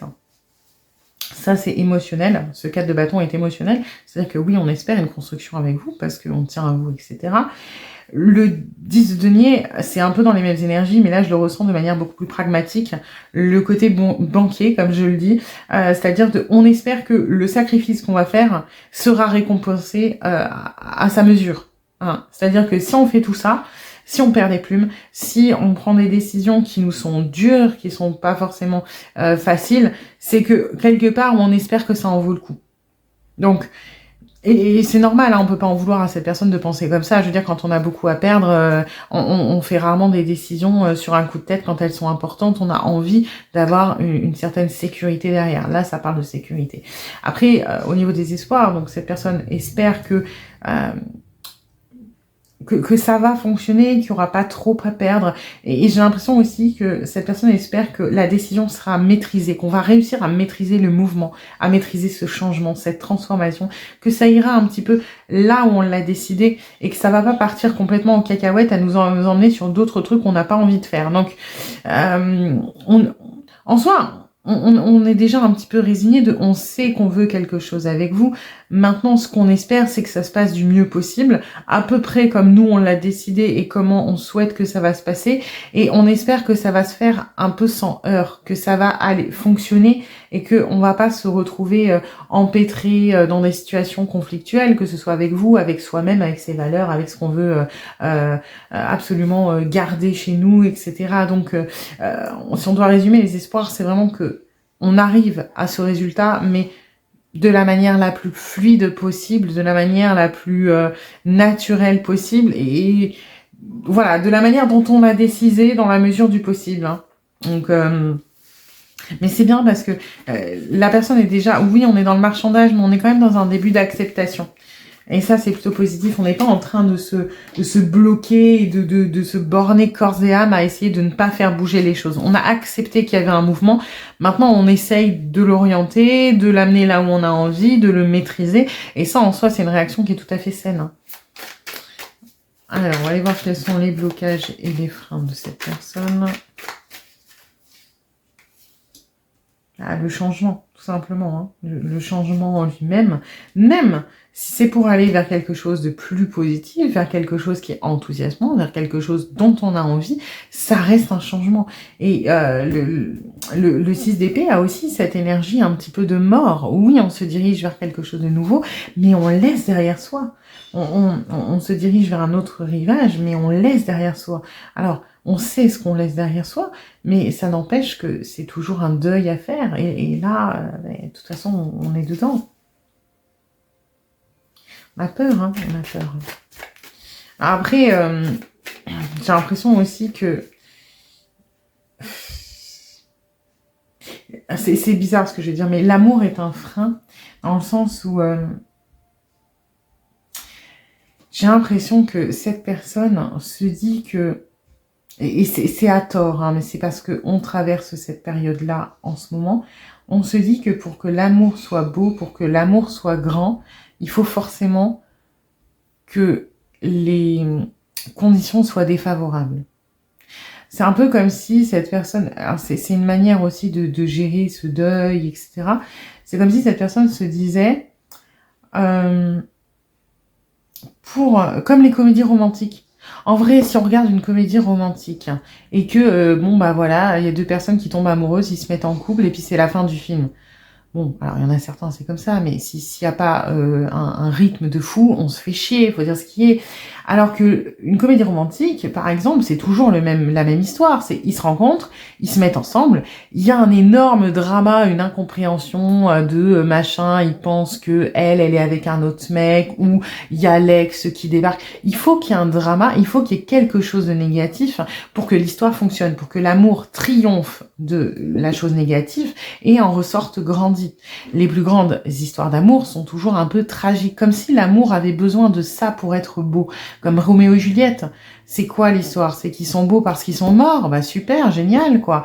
Et j'ai l'impression que cette personne, peut-être parce que c'est inconfortable cette situation, est en train de se dire que parce que votre amour est beau, il faut qu'il y ait quelque chose de tragique. C'est faux.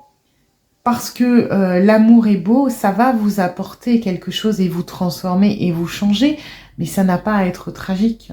Parce que là, j'ai vraiment cette énergie, vous savez, de la fleur de lotus qui pousse dans les marais, dans la boue, dans des trucs dégueulasses et qui devient quelque chose de magnifique.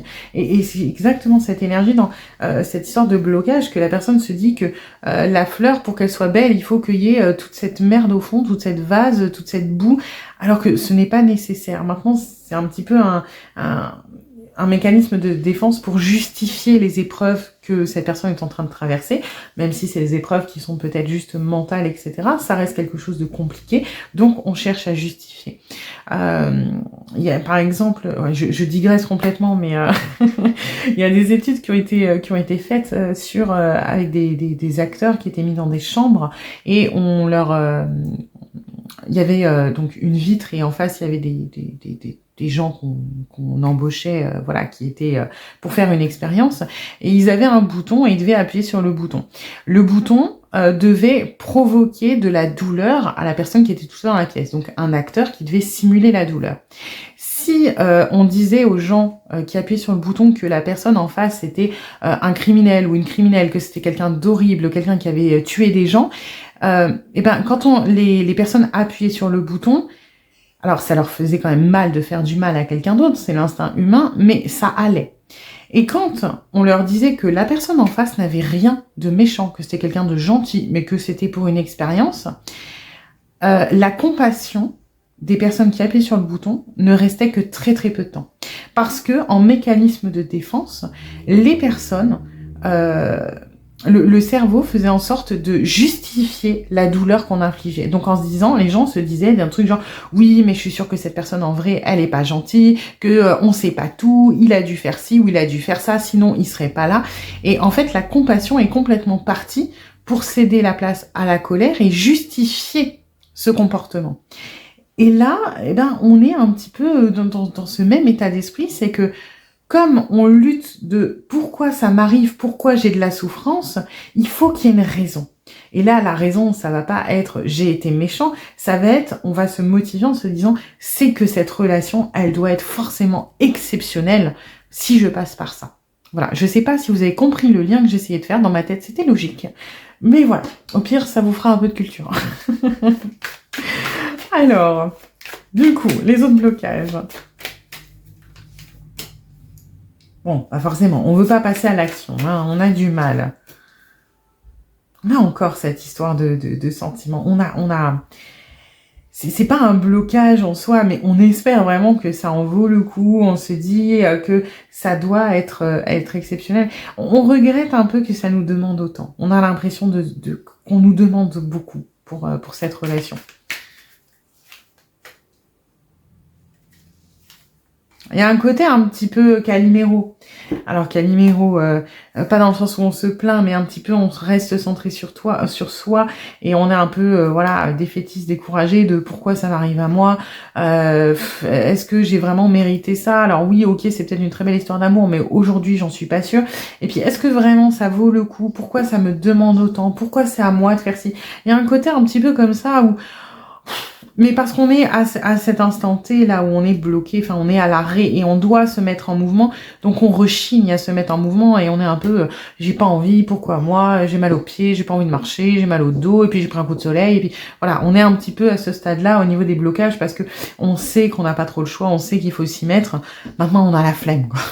On a la flemme, on cherche un petit peu des excuses, voilà, on est dans son lit, on repousse le réveil de 5 minutes en se disant oui mais bon, j'ai pas très bien dormi, je me suis levée 2 fois pour aller faire pipi, j'ai mérité mes 5 minutes. Ben, on en est un petit peu là. Hein.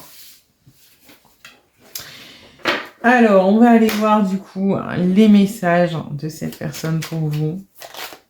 Ok. Je n'ose pas. Je n'ose pas dire les choses ni venir vers toi. Je n'ose pas agir dans ma vie. Je me sens coincée, mais la providence va m'aider à aller de l'avant et à décanter mes situations. Sois patient. C'est un excellent résumé de cette guidance. On n'ose pas avancer, on est vraiment à la limite de le faire, mais on n'a pas trop envie, on se sent coincé, effectivement, et la providence va m'aider à aller de l'avant, oui, parce qu'il y a cette notion de... Cette relation est faite pour vous sortir mutuellement de vos zones de confort. Et cette personne a accepté ça, qu'on ne pouvait pas empêcher ce mouvement. Maintenant, bon, bah, si on peut gagner un petit peu de temps, on essaye, hein, parce que c'est normal, c'est humain, mais c'est un très très bon résumé.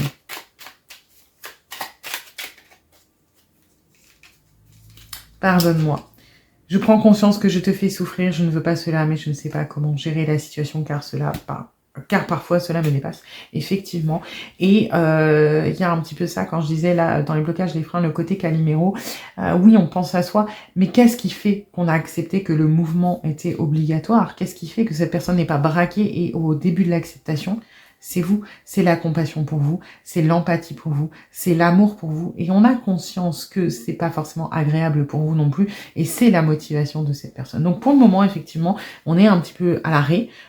Mais on est au début de cette énergie de mouvement, début de nouveau de cycle, de fin de cycle aussi également. Mais les choses se mettent en place. Donc c'est assez encourageant en soi. Hein. Et puis c'est une relation qui mutuellement va vous apporter énormément. Parce qu'elle est là pour ça. Alors, on a le 8 et le 1. Donc, vous prenez ça à titre indicatif. Vous prenez ce qui résonne pour vous. Il peut se passer quelque chose, alors dans un jour peut-être, dans 8 jours, dans une semaine, dans 8 semaines, le 8 du mois, le 1 du mois, le 8 janvier, le 1er août, c'est août je crois, c'est ça. Voilà, vous prenez ce qui résonne, ça peut être des dates de naissance aussi, pour vous confirmer que cette guidance est bien pour vous. Faites confiance à votre intuition, ça peut être des éléments déclencheurs, des pas en avant, des choses importantes qui sont dites. Voilà. En tout cas, j'espère que cette guidance vous aura aidé, vous aura un petit peu éclairé, vous aura plu. Si c'est le cas, n'hésitez pas à liker, à partager, à vous abonner, à commenter également. Et puis, je vous dis à bientôt pour une nouvelle guidance.